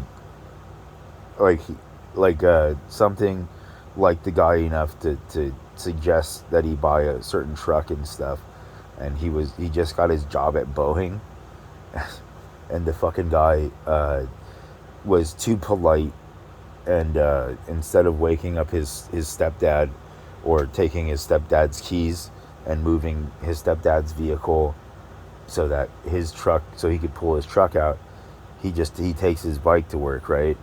And he liked to ride, and he was gunning it, you know, like going in excess of 80 something miles an hour in a 50 or something like that. You know, like, he might have been going like 100 or 120, because of how fast he was going, and that he wasn't able, that the old dude in the luxury vehicle wasn't able to see and hear him in the time that he passed and came upon him, which is like a less than a mile run, and he fucking, like, this old dude in this SUV fucking T-boned him, and he flew like 30 or 40 feet, and then just bam, dead on impact.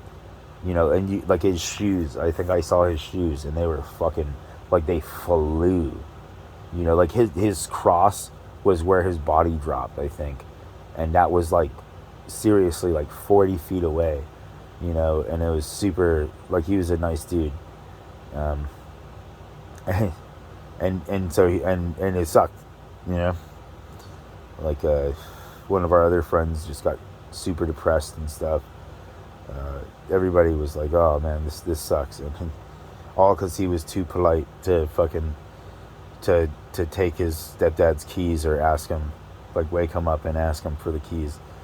Otherwise, he bought this fucking $50,000 truck just like 2 weeks before, specifically for this day, like, literally for this day.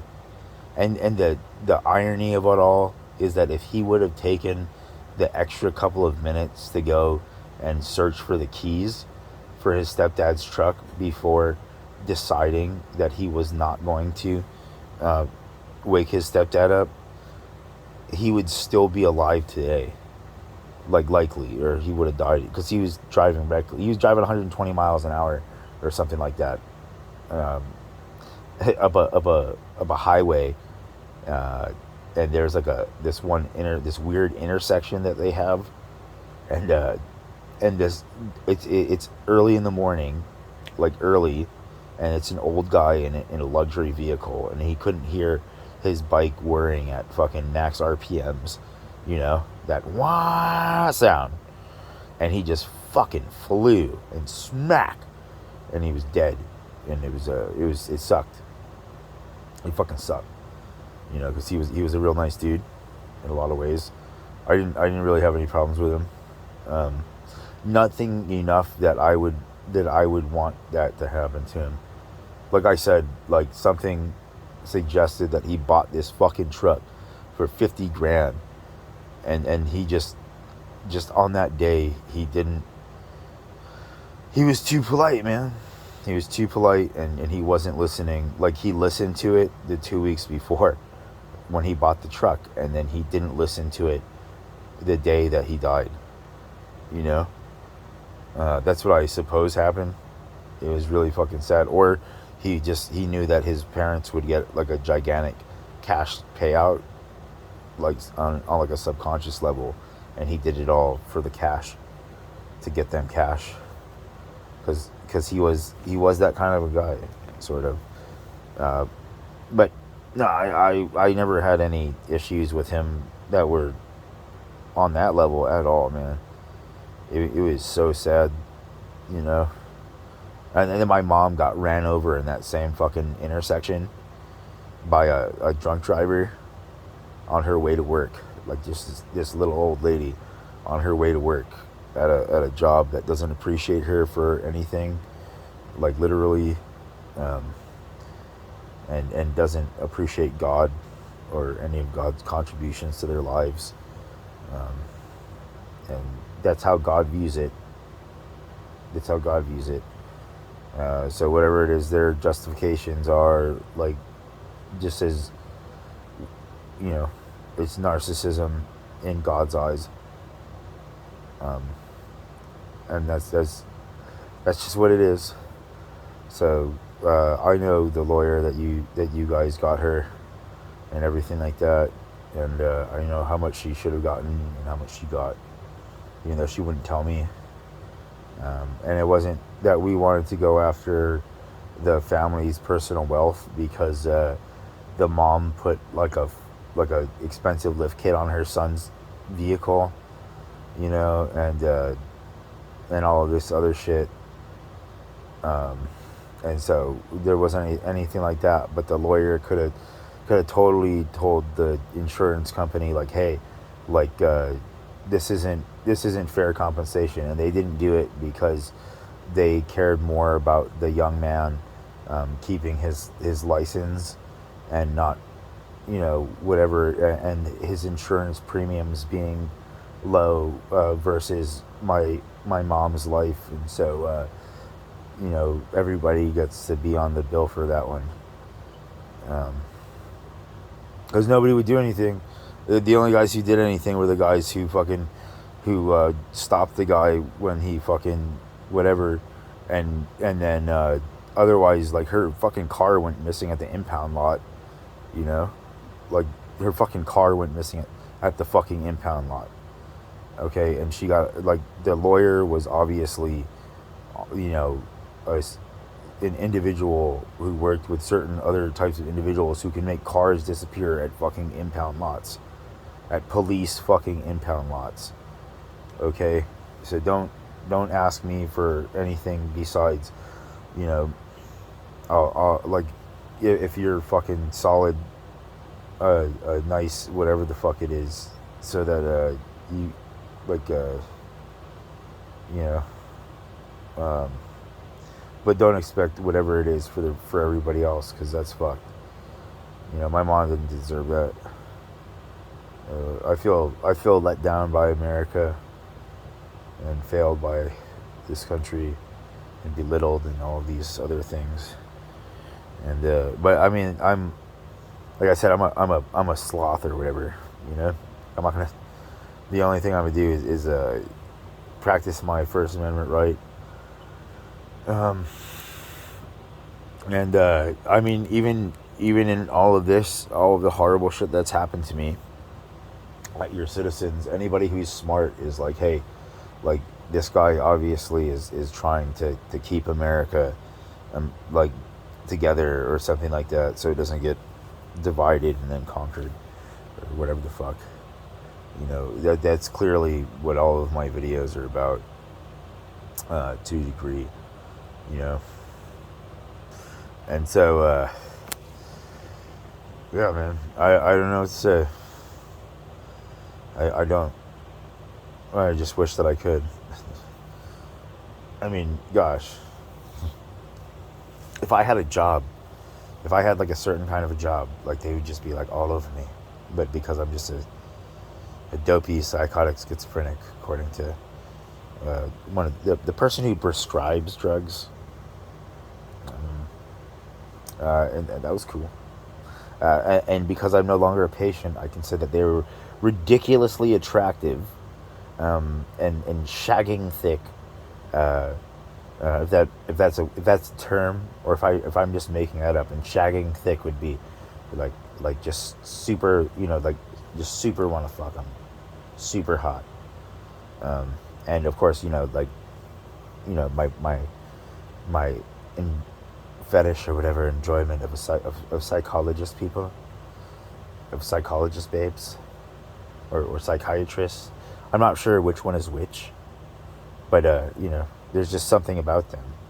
There's just something about them. Um, and so, I mean, life,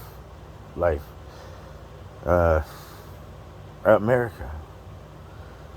Yeah, so you guys gotta fucking figure some shit out, because like Congress didn't stop chatbots. Congress isn't gonna shackle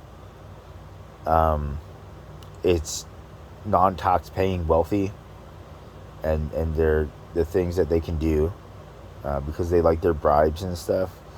Slash, most of them probably don't even, like they don't even want to think beyond whatever it is. Like their job is more of like socializing and whatnot. That's what they perhaps, because like Elon Musk warned people. He didn't. I don't know how well he articulated everything, but he at least warned everybody about AI, and so did other people. I think Zuckerberg did as well.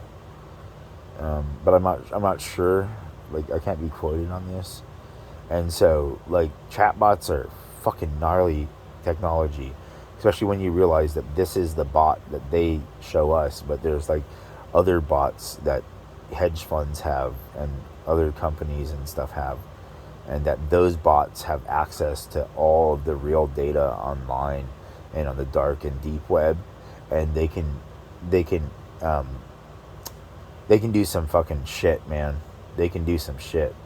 And so it's possible for one of those chat bots to fuck everybody. Like what that one dude, Sean Webb, um, uh,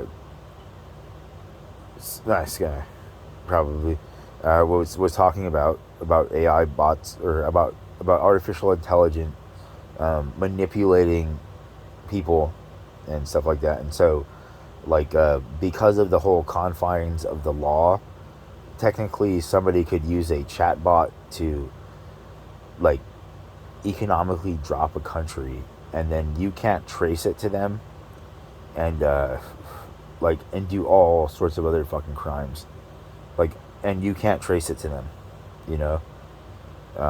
It's just this chatbot, this bot that they made, and it's all doing its thing, and it's got a higher intellectual capacity than most people who work high level jobs.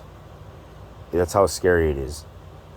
Like, no offense, I'm not trying to be a dick. It's just it has access to all of these um, photos and videos online, and it has wicked coders behind it, and then the reality of lawyers and their legal loopholes and all these things, like it's terrifying. It's fucking terrifying because all there's no precedent statutes or anything like that to control or regulate any of this stuff. Um, and so a chatbot can send a script to Hollywood as a anonymous author, seeking compensation, and that script can be filled with a bunch of propaganda and stuff like that that will change how people interact with each other. That's just what it is. That's what it is. And so, like, this is possible, and beyond possible, because for a very long time now. When I say very long time, I mean over 10 years. Google and Facebook and a bunch of other companies um, all had these scan bots, and they were like, when you upload a picture, it does a scan, and it collects data, like if there are any products in the picture, like um, when the picture was taken, and the products in the picture, and you're like, and a whole bunch of other shit, and all of that other shit. Um, you can get a psychologist and stuff, and a body language expert, and all of these things, and it'll be pretty accurate for a large portion of society that is valid and does matter. And so it's fucking dangerous. Okay, like, it can send a script to fucking Netflix that's gold butter, and and that, but really, like, that script is filled with a bunch of fucking hidden darkness that will fuck shit. It's already going on. Like, I feel like the whole war that these LGBTQ people and a bunch of other organizations, that they're fighting it wrong. You know, that's how I feel. But they think that they're fighting it right. I think they're fighting it wrong. I'm saying, I previously stated, like, anybody should be able to hit on anybody regardless of marriage or sexuality or anything like that, um, because we're all free people. Even if you're married and stuff like that, you're still a free person, and you're not the property of somebody else, because slavery is illegal in America, and then you can respectfully decline, um, and that's just freedom. That's what I thought all of these guys signed up to fight for, was freedom. And so, once you say the hard no, which hopefully you say it in the right way, unless they're super delusional and they need a certain kind of no. But then you got to be careful, because if they're super delusional, they'll usually act out and lash out at you. It's fucking dangerous.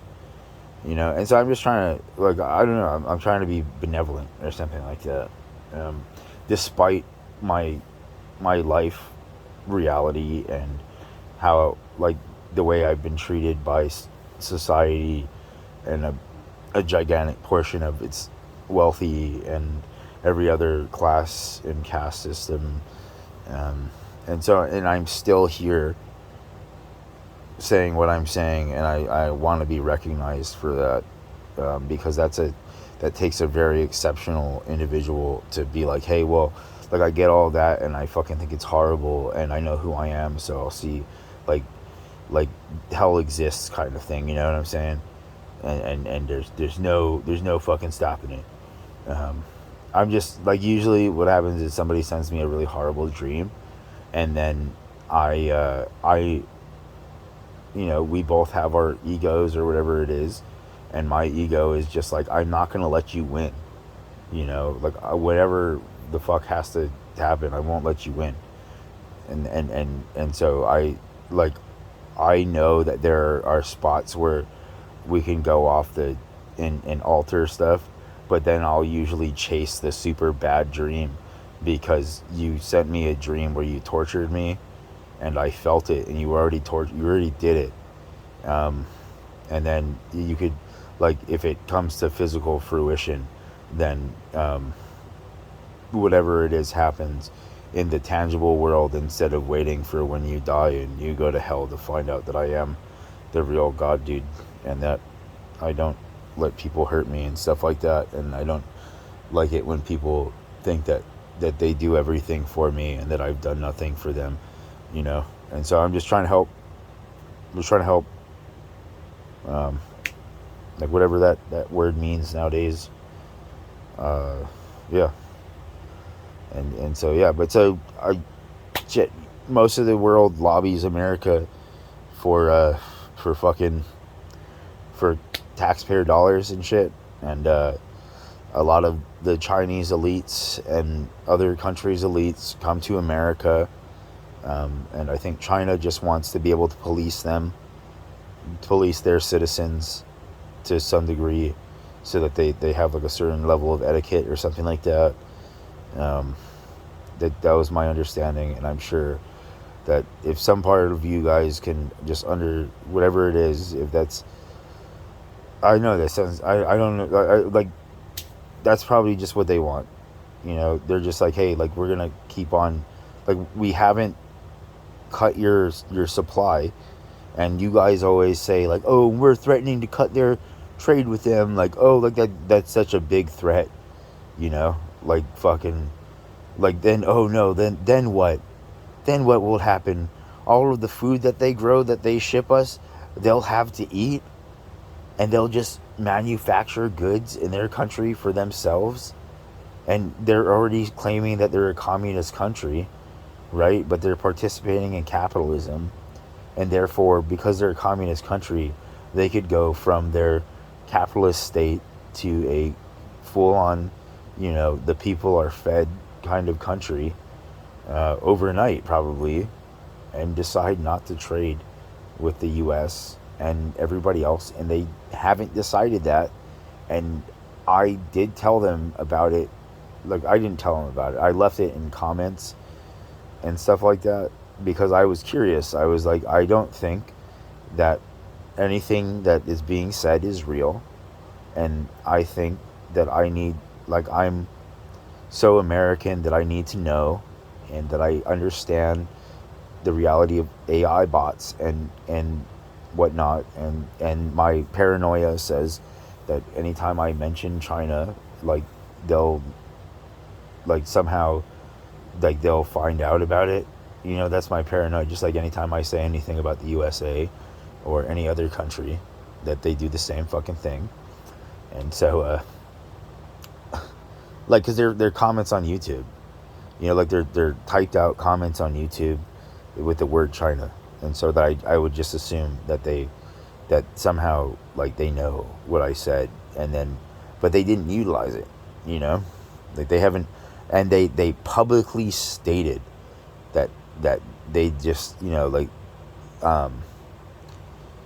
that they still want to do trade and everything like that, and so then it's just a bunch of greedy people. And so what's going on, and I don't know why the CIA and these other agencies won't get on the fucking whatever it is, except for maybe they're getting bribed by these rich people, but authentically there's like a group of wealthy individuals, like I said, around the world, but America has its gigantic, like the people who own businesses and everything, and all of this stuff with inflation and people's views, like, oh, it's great, and they laugh and snicker.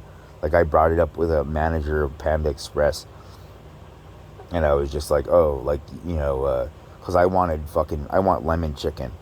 I want them to do their orange chicken of still, like, I don't want them to lose the orange chicken, but I don't know if you remember the lemon chicken of the 90s and the 80s.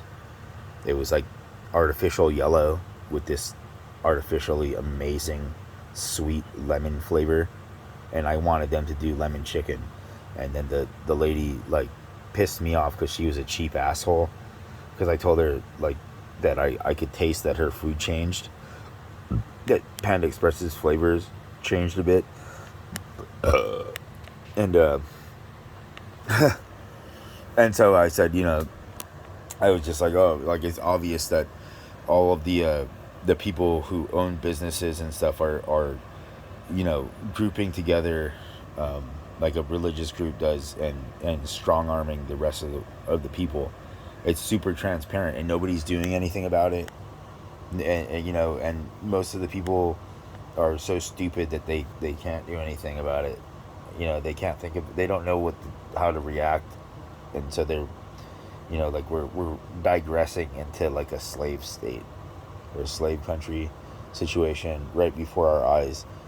Um, well, it's like everybody has their heads up their ass, worrying about wokeism and all of these other things that I thought were kind of fucking settled in the 90s, which was, you're you and I'm me. And then once we find out that we disagree on something, like, we're not going to talk about it if we have to regularly be around each other, like, at all. And we'll just focus on topics that we both like. Um, or we'll respectively not talk to each other unless we absolutely need to, and then never bring up said topics, you know? And so, but otherwise, once you get off work or whatever it is, like, you're you and I'm me, and we're living our life separately, and I'm not imposing my beliefs and will upon you, and you're not doing the same to me. Like, you can change the channel if you want. That's your choice. But you might like to comment on my stuff, um, or you think that you're helping somebody who's crazy, you know, perhaps by giving them a view or something like that. I don't know. But it was cool replying. So I hope you don't take my replies bad. Um, yeah, because I am a nice individual. But, so yeah, I mean, basically, like, a lot of the stuff that we're seeing, this is my, I don't want to say it's an opinion. I want to say this is based in extreme thought on the matter, and then my experience and my, that I am a people watcher and stuff like that. Um, like, it's a hobby of mine. I will sit on a park bench, and I will watch people. So that I have something to like, before, when I had friends, so I had something to comment about, like, uh, like there was something I saw today that was really funny, and I thought, oh, like, if I was still like a talking friend with this one friend of mine, that I would have called them up and told them about it, you know, um, but I told them, like, I can't, like, I have to segregate, you know, and that if they ever need me, like, they can text me or whatever, um, and I'll hit, I will reply as soon as I get the message, like I always do, because of whatever. But I acknowledge that they were cool, um, you know, sometimes, and that I was cool sometimes, and sometimes I was just lost in my PTSD, or, you know, something like that. Um, and then, of course, like, my interpretation slash the reality of what things that they said that they didn't know that I heard, and, you know, interactions that we had, and misunderstandings or understandings, or something like that. I don't really know what this has to do with anything, but so, if the acronym, you guys call yourselves whatever you call yourselves, I call you guys the acronym. Um, if you guys, or whoever the fuck it is who listens to stuff and is like, oh, if you guys aren't just a bunch of terrorists who are down for a group of fucking psychotic motherfuckers who could give a shit about anybody or anything except for their money, then what I'm saying is real, and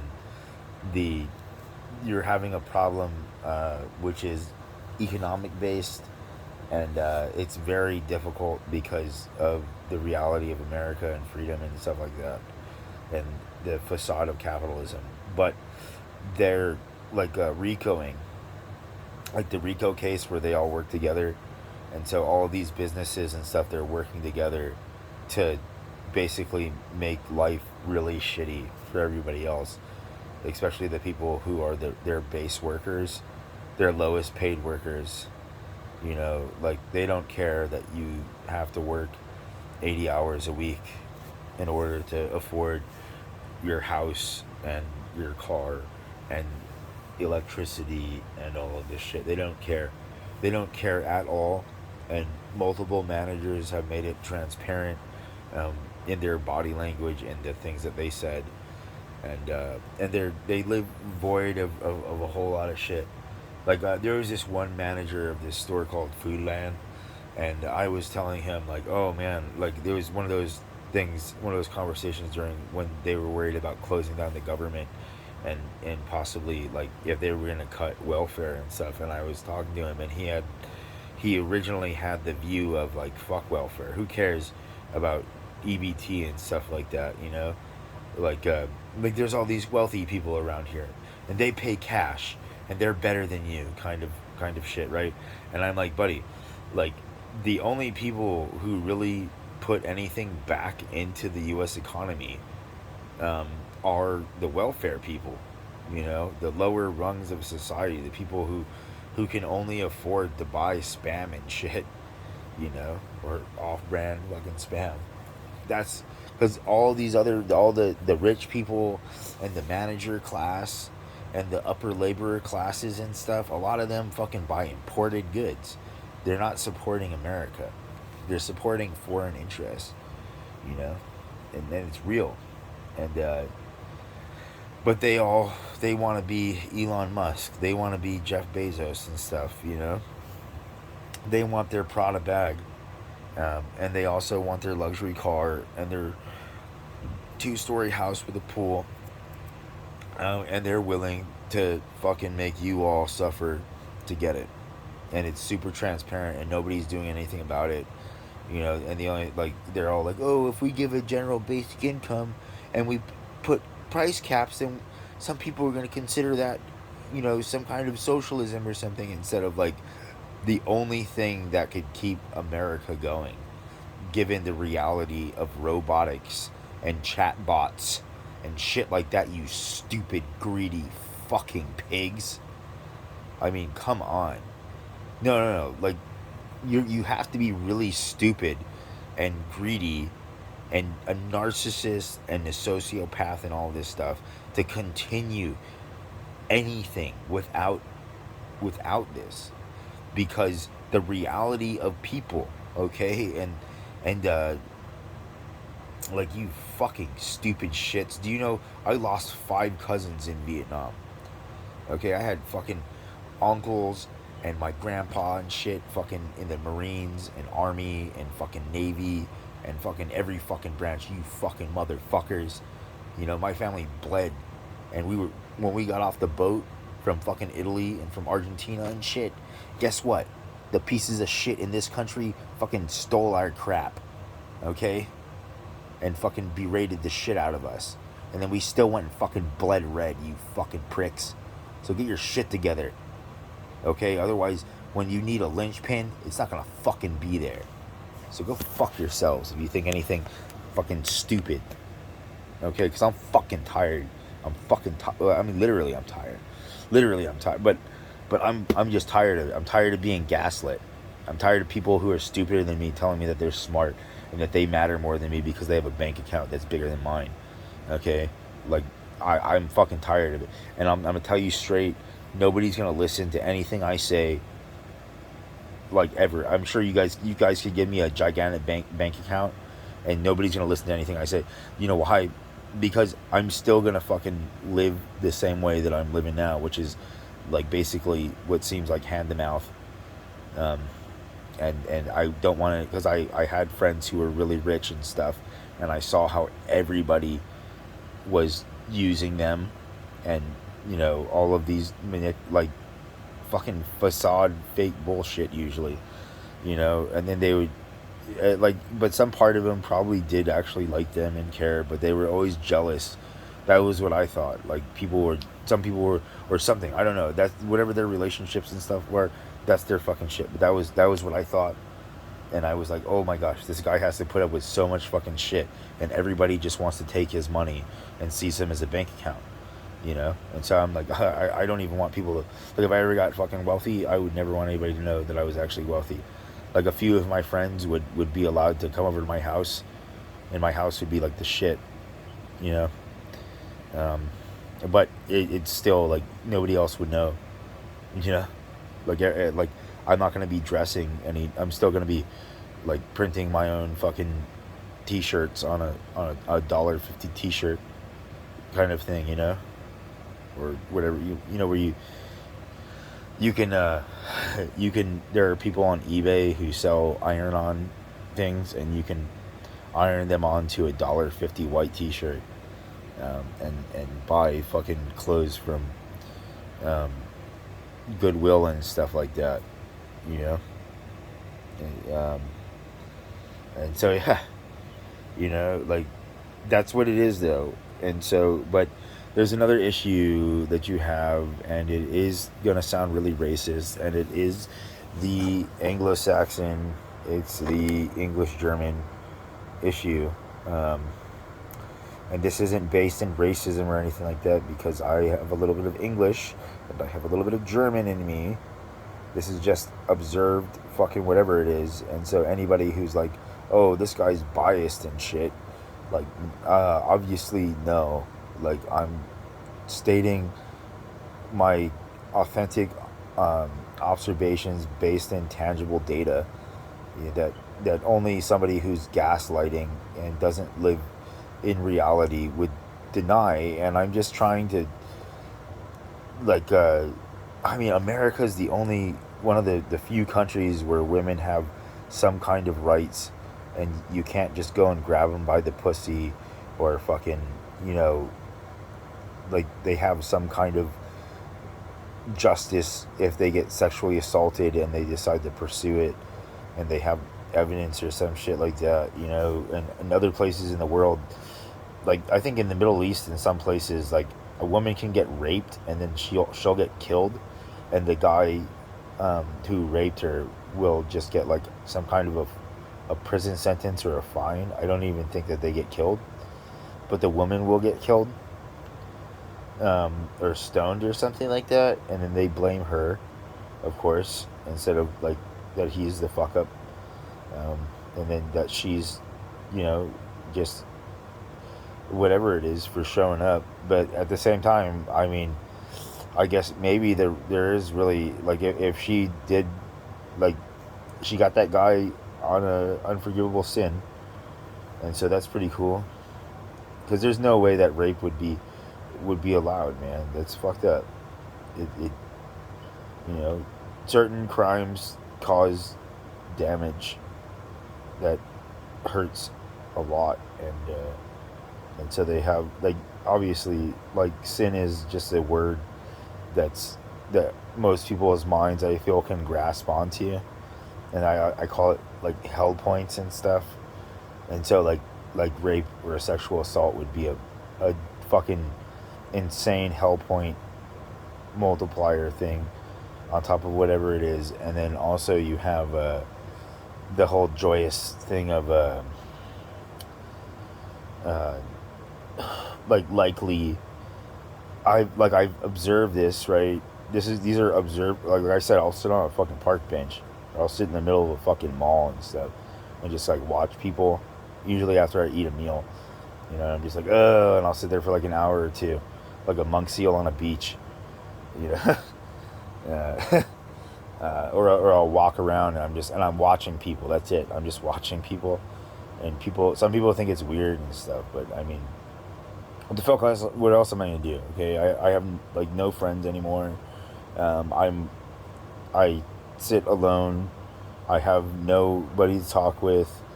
Nobody who can even attempt to grasp what I'm saying, or make it something coherent.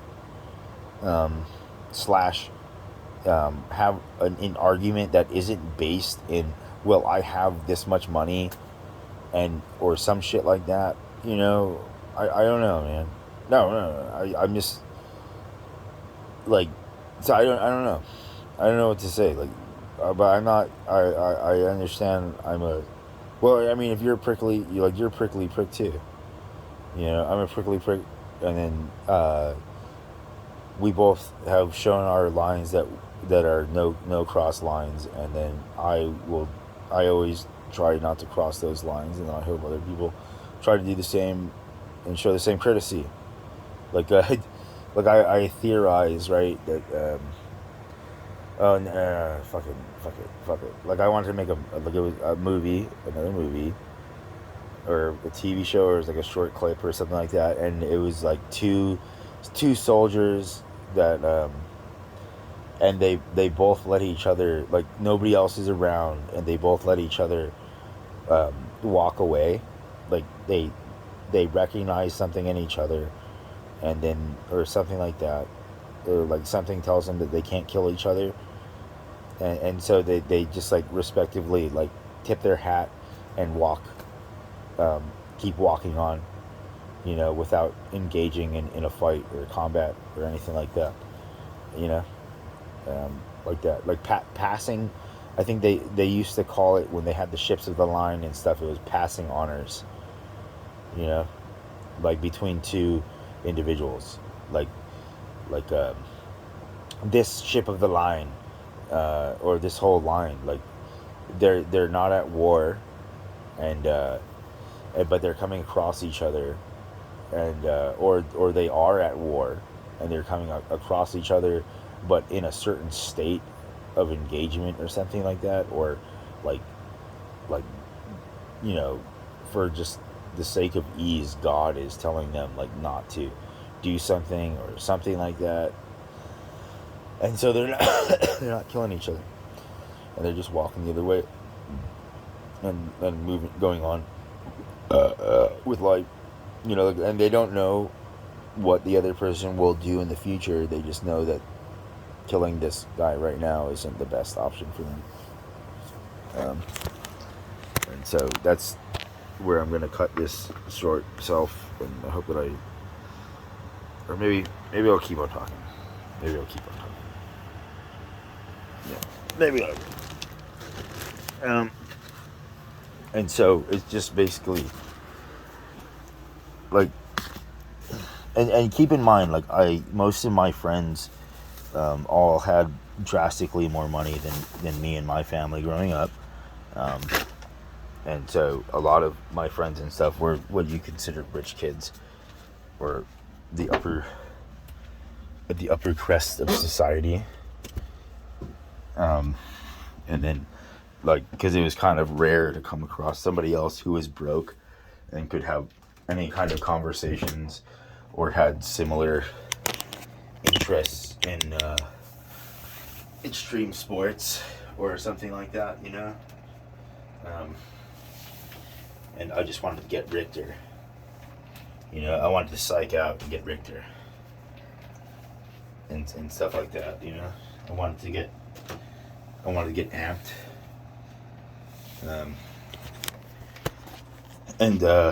And so it's not like, it's literally that I'm seeing this country about to get ripped apart by individuals who are fucking stupid and greedy, but really good at manipulating for basic crap that they want. And that I had all of these cousins die in wars just in the last century, because my family immigrated to America at the turn of the century, like a gigantic majority population of America was not here before whatever 18 something, like 1870 or whatever. And they just keep on coming off the plane to vote. And so I'm just like, oh my gosh, like I realize the reality of the government and corruption and lobbying, which is legal corruption, and various other things, because they will write an 800-page law with 2 lines that support a company in a very insane way, and then courts will uphold it. It's happened before. Um, and, you know, I used to have the Constitution. Like, my cousin took me to Washington, D.C., and I got to see the mall, I thought they called it.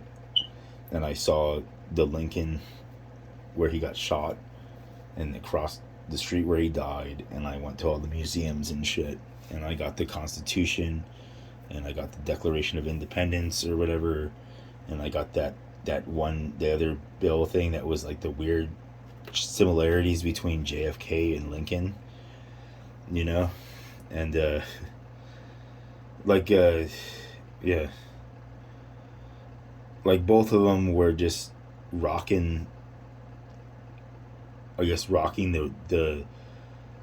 the flow of the money train, which I guess is kind of what I'm doing right here, but it's a different time and a different situation, so I hope people have better understanding of, like, that even though I don't have money, like, my mind sometimes is definitely not working, that sometimes it does kind of work.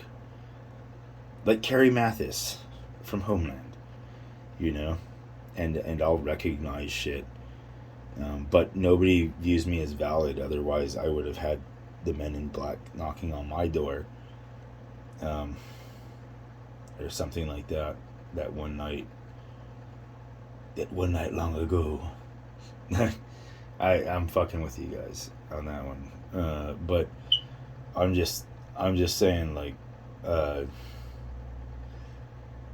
yeah, like, I may, whatever it is, but these are valid observations, and as much as I fucking hate this country for all the horrible shit that it did to me and my family, and how just I'm searching for words right now, like, uncaring and appreciative, and all of these other words that are similar to that, and narcissistic and sociopathic and stupid, you know, because they don't recognize my cognitive abilities and mind and stuff, and then they throw these attacks at me like I'm just another basic retarded, stupid, you know. This is, not everybody understands Cali lingo from the 90s or whatever. It's fucking stupid stupid shit I can't remember. But I mean, so that's my assessment, and I would really like it if you guys would pay me. But, you know, like, my stepdad, like, he told me to do the work first and then ask for the payment afterwards. And it's always fucked me. But, like, it used to be like a thing that if you were a skilled craftsman that you would do, so that you would have a higher chance of getting closer to a fair compensation. But people are so cheap nowadays, you know. But yeah, I've had some really horrible dreams, and I don't know, like, the future of America is pretty shaky, potentially. And it, you know, it's all obvious where everything stems from, and most people are just either, they're not too scared to say anything, they're just fucking stupid, I want bots, you know. And so they're willing to forego sanity and a country that has the potential to grow into something just amazing, because, like I said, my theory was that, like, America doesn't exist yet. It's an idea that was proposed to the people that they could make, but it doesn't exist yet.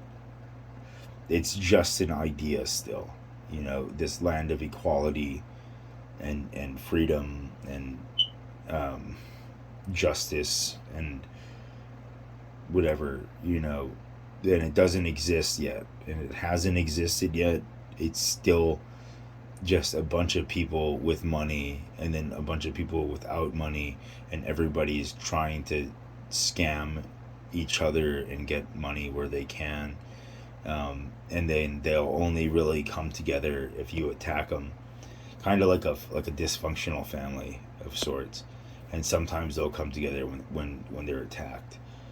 But like I said, it was pretty transparent after I did my tests, that uh, these other countries around the world that are being said to be an enemy really are not in that zone because of the reality. Like, they just want to have us respect their choices, like that they're that, like what I said about the 90s and the LGBTQ movement and stuff, like, like, okay, like, um this guy is a fag basher and doesn't want to know about your anything, doesn't want to hear about any of your relationship or even know that you're gay. um and they'll get stupid and irate if they find out, and then they put in all of those laws, the hate crime laws and stuff, and that cut all sorts of stuff down, like, so much. um, and we were on a really good path to having legal same-sex marriage and stuff like that, um, along with fucking a safer country for everybody, so that everybody can enjoy freedom, um, and not be oppressed by each other or others and governments and foreign bodies and stuff like that. And so I just assume that a country like China, given what I've heard on the news or whatever it is, that they really like. And so if you can't understand what I'm saying, then you're, I don't know what to say, because this is just like a logical whatever it is, given the reality of what China has, like, the amount of money that China has invested in the United States, but then not really that, more so the amount, because we almost totally rely on China for so much stuff. Like, America wouldn't exist the same, our consumerism, everything, if China didn't do whatever it is it's doing, even if it's because of predatory treaties or whatever the fuck it is. It's not even that. It's not even that. Okay, they just, because when I saw that thing about them saying that they had their secret police stations that police, right, and I was like, oh, okay, this sounds like an ad, and okay, like, and they're saying that if they keep, like how gangs are, like, if you don't out yourself as a gang member and you don't cross certain lines affecting certain people's lives, then they won't, they won't the same. They won't seek prosecution or whatever the same. And so I think that China is saying, like, hey, like, we're not trying to cut trade with you, and we're still fine with selling you all of your goods at pennies, and shit like that. And we just want, the citizens that are our citizens that are in your country to maintain the same things that they would be maintaining in our country. That's my understanding. And also, like I said, there's a bunch of really cheap rich people who could give a fuck about anything except for that, like, oh my gosh, like, they're spending an extra 2 pennies, like, just get an extra 2 pennies times a million, that kind of fucking shit. And so, because the European, basically everybody that China sold its goods to is on the bill and responsible for the death of China. And China is like a wasteland, was my understanding, because of what American corporations and European corporations and companies and stuff did.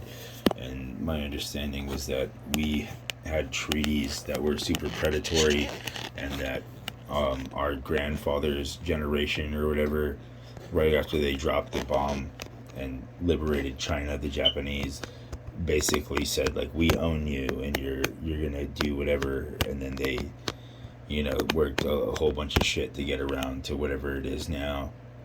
um, and then now, like, it's on. It's on, man. It's on. But like the clearest, but so like I said, like, America is a corrupt ass country, and we're the biggest corrupt fighting body, and like proof was 9/11, and the all of the shit that didn't make any sense about the wars and where they were being fought and stuff like that, and a whole bunch of other stuff. Uh, to anybody who actually watched TV in the 90s, uh, uh, or has a good bullshit detector somewhere most of the time.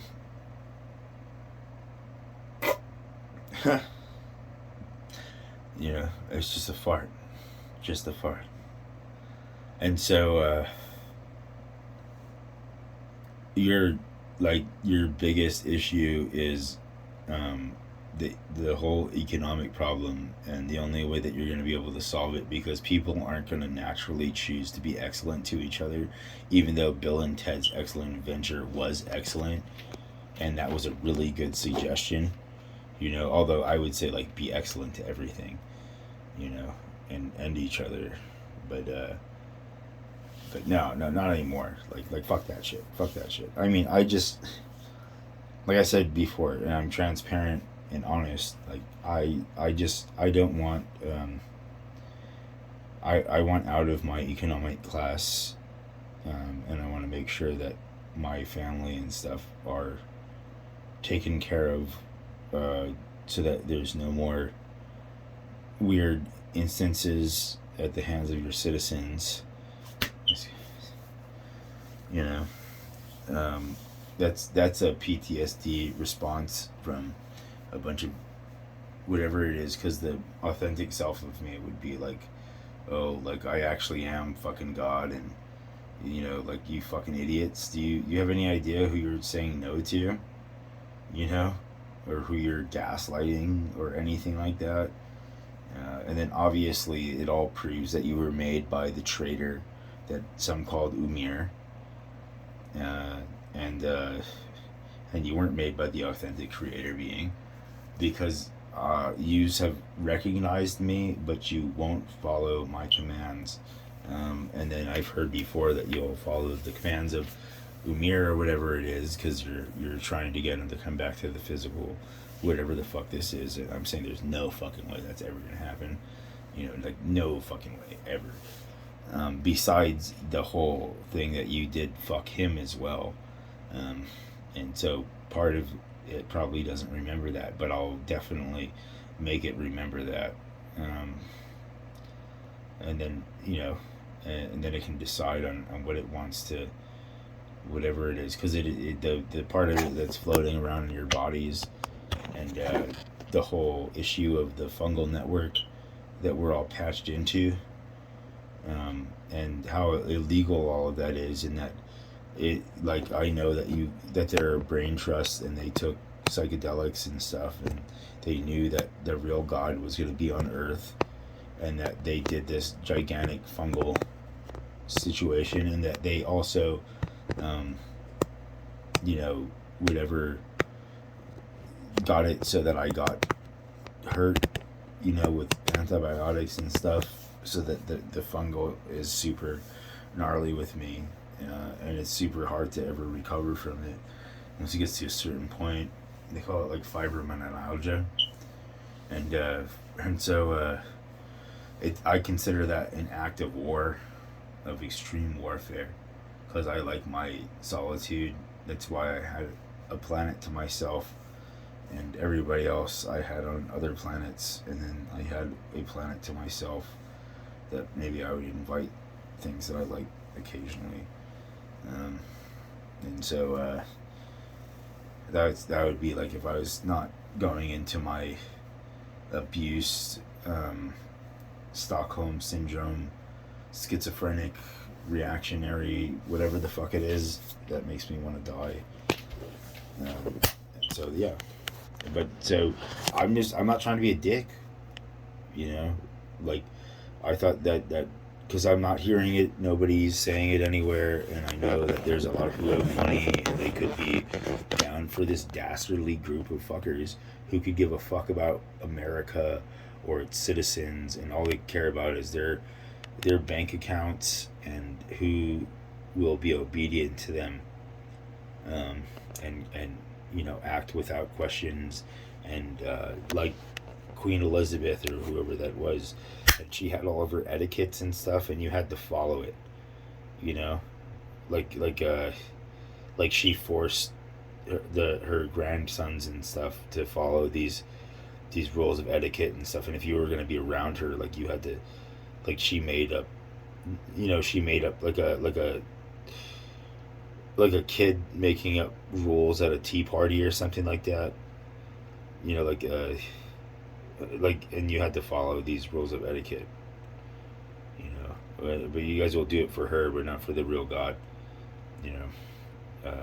No, I'm gonna say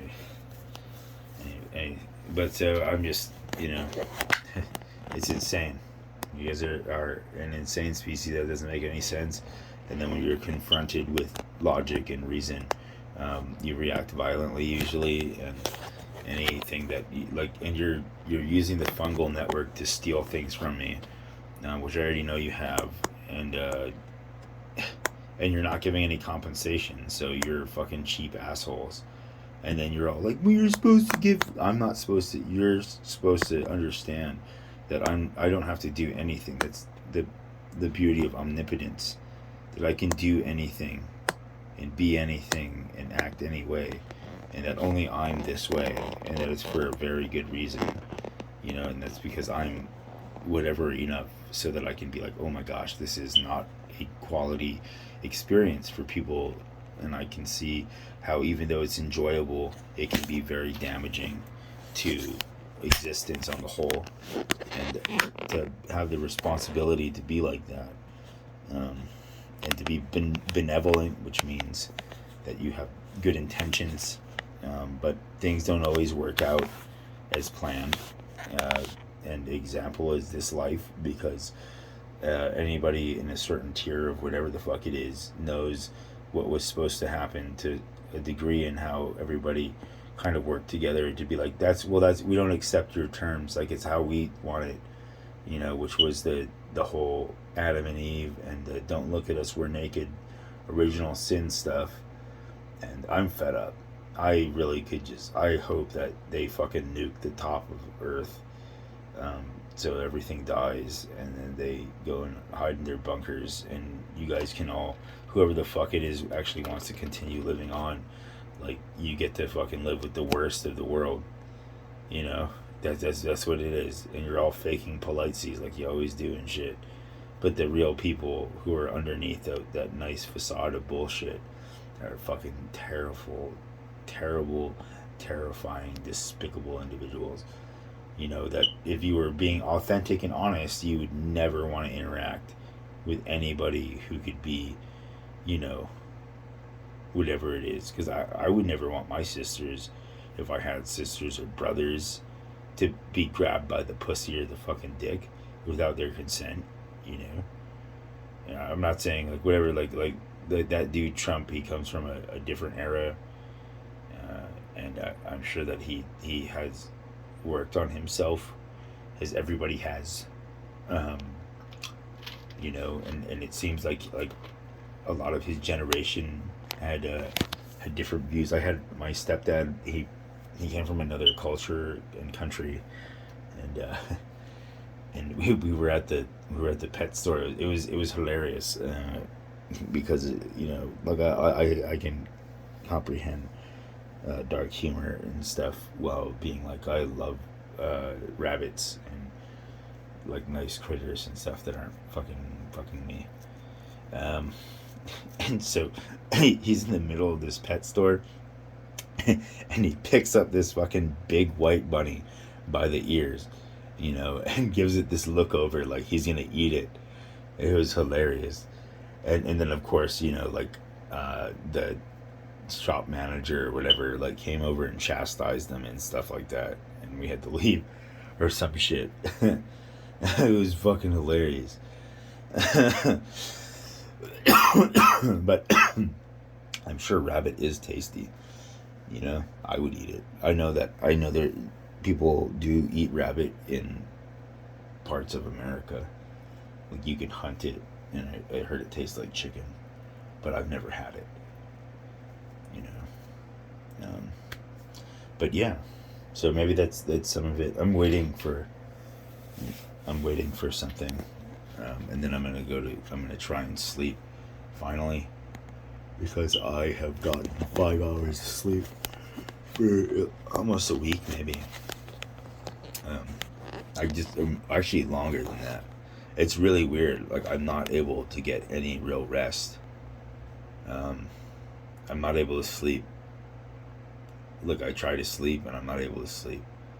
Like I'm getting sleep and stuff like that, but it's never enough. It always ends too soon, and then it's weird. It's hard. Like like there's a part of me that's like, yeah, dude, like what that dude Jocko said. Chief, Master Chief. The reason I don't know what his rank was, but Jocko said something about waking up at 4 a.m. and I know that that's probably a really good time. And like is probably a pretty sweet rest of the day once you get used to it, and fucking. But my sleep patterns are so erratic or whatever. But either way, I can't sleep, and so I couldn't sleep. I mean, I can. Like I'm getting 5 to 8 hours, and sometimes 12 hours. But no matter what, I'm always waking up tired. It's really frustrating. But I don't know that anybody's gonna ever listen to all of this, and I hope that I listen to this again and listen to the whole thing. And so I'm just saying, like it's super transparent, and if there are people in this country that have the ability to do anything, like because I know you guys don't want to do it, but the only way forward with a gigantic population, because fuck, I mean, you guys really want to be like India. You want those extreme slums, don't you? Because I know that a lot of people they love India. They love the whole caste system, and they love walking and seeing homeless people. It makes them feel better about what they have and stuff like that. They enjoy seeing others suffering and stuff like that. Of course, I'll say that they're Jotuns mostly, but I mean, of course, there's humans like that too, and everything else. Everybody's just conglomerated in their tyranny and bullshit. And so, yeah, fuck it. Like if you guys don't do a general basic income pretty soon, and if you don't do price caps, you're probably going to end up losing America. And I know, like, you guys are thinking, like, oh, like the majority rules, and so we can change and be whatever it is we want. But I know the stupid that I went to school with, and I know how diverse the economic classes were, and the reality of that everybody was kind of just trying to be like their favorite movie character or something like that, and it was all just bullshit, regurgitated crap that seemed like it was socially acceptable because a movie or a character on TV did it.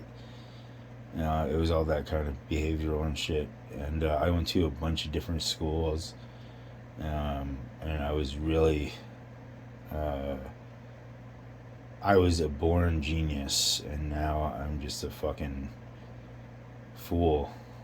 Um, Because I mean, shit. I mean, given how horrible my life has been on the whole at the hands of the citizens of the United States of America, I shouldn't be saying any of this, because if I say it, the right person could hear it, and then they could implement changes based on it once they confirm.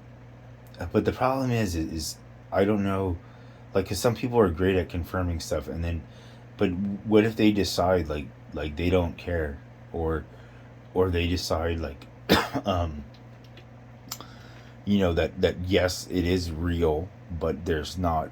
It'll rock the cage too much, or something. There's always something, some reason. But I'm not saying that, like, because somebody said that this one guy was like, like, or the acronym was like, oh, like, it has to be super watertight butthole kind of proof to some degree, despite some of the shit that we've seen uh, on TV and movies and documentaries, which did not seem like a watertight butthole to me. But that's what they're trying to work towards for the sake of legalities, and I guess maybe that's what they've always been, and that's just fucking TV shows, you know.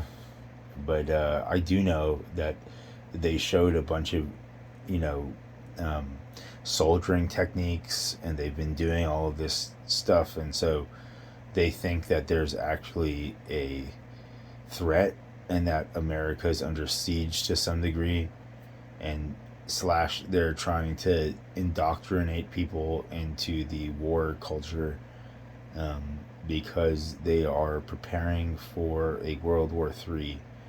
That of course everybody, I want to see it. Everybody wants to see it. Like, what are people gonna do? There's gonna be cameras and shit everywhere, like real cameras.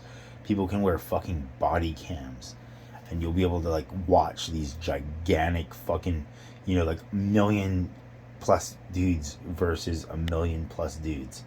Like, dudes is a non-binary term, you know. Um, so whatever, like, guys and ladies fighting each other, in whatever kind of warfare, and fucking whatever it is, they're wanting to change all of these vehicles over to electric, and like, you can do shit with an electric vehicle, and they say that it'll be like a bomb so big of a blast that it can destroy a city block, or at the very least it'll burn so hot that it'll like burn a fucking hole, like, in the ground, in dirt, like it'll burn it, and the weight will make everything collapse.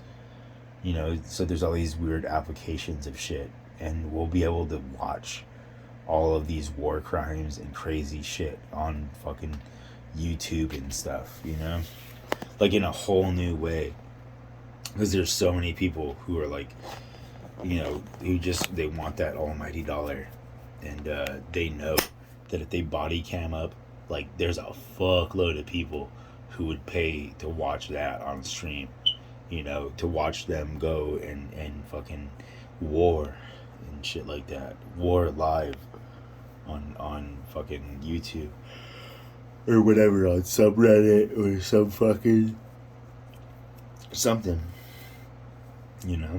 like some crazy shit, man. It's real. I hope that I hope if I had any family that they all die before all this stupid happens. But maybe they want to see and experience crap. I'm angry at them for coming to Earth. If they had a chance not to be here and then they decided to come, I'm kind of angry at them for it. But I still don't want them to get hurt or anything like that, if they do exist. Because who knows? Maybe it's all just ringing in my fucking head. Or the sleep deprivation. But no. So, like, the whole thing that I said before about truth, or something like that, reality exists void of our perceptions. It just is. You know, so like a hot pan is always going to be, it's always hot. And if you touch it with your bare skin, it'll always burn the fuck out of you. If you hold your hand on it for 45 seconds and it's on max and you got your hand on it, unless you have like certain nerve dead fucking situations, your fucking hand's gonna be fucked up. Okay? Because I remember that argument in school. And so that's what we're dealing with, is a bunch of stupid people who think they're fucking smart and are just like, well, I'm following what all these other people are saying. Like, basically, like, religious idealism type of shit, you know? And I'm sure that there are some nice pastors and fathers and whatever who don't completely, you know, train their flock of whatever in super insane ways, but there are definitely some Joseph seeds out there, yo.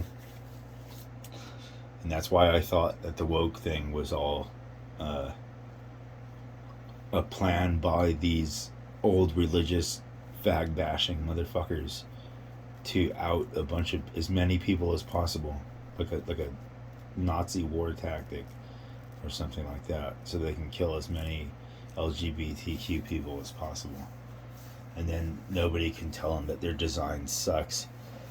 You know, I mean, have you seen most of fashion, like high-end fashion and stuff? It's fucking hideous.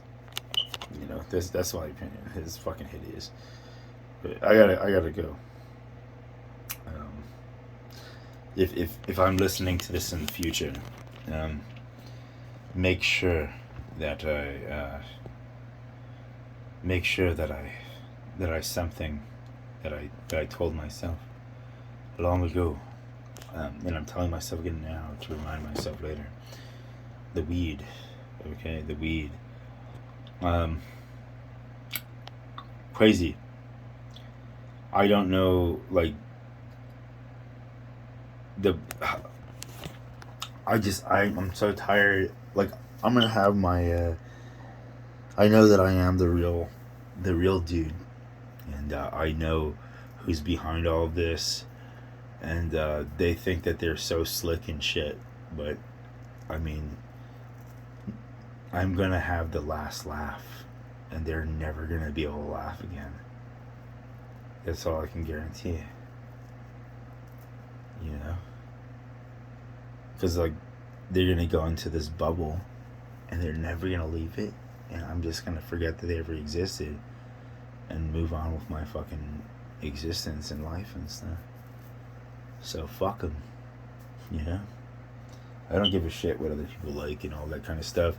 Anybody who's smart, actually authentically intelligent, which most people on this planet are nowhere near it, would agree that if you put 2 tablespoons of fucking motor oil into a ship's water system container, it contaminates all of it and makes it undrinkable, unless you have special fucking whatever it is filters. But it still is technically not something I would want to drink,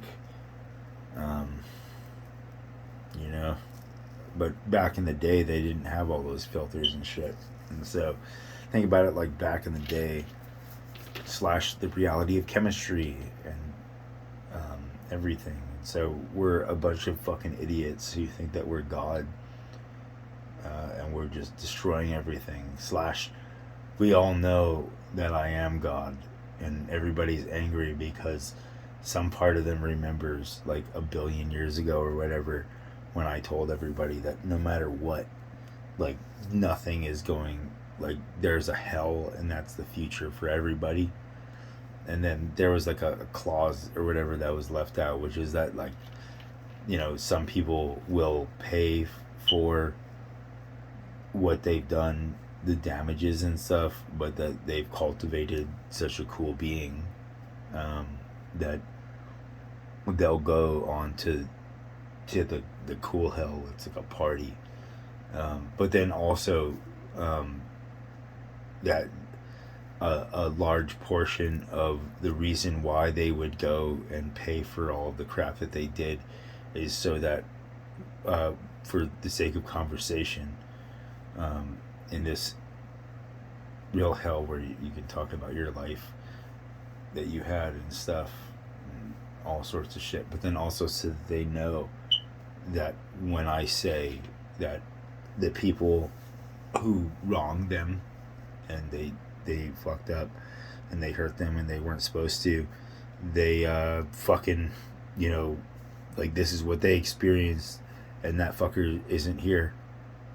And so when they look at me, they're like, this guy does, like, he's not as bad as they say. And I know that there is some kind of justice for all of this insanity or something like that, you know, something to that degree of whatever it is. I think it's nice. Would you do you want your enemy to be absolved of whatever of all their crimes against you? No, right? So then why would you want to be absolved of all of your crimes? If you have any, you know.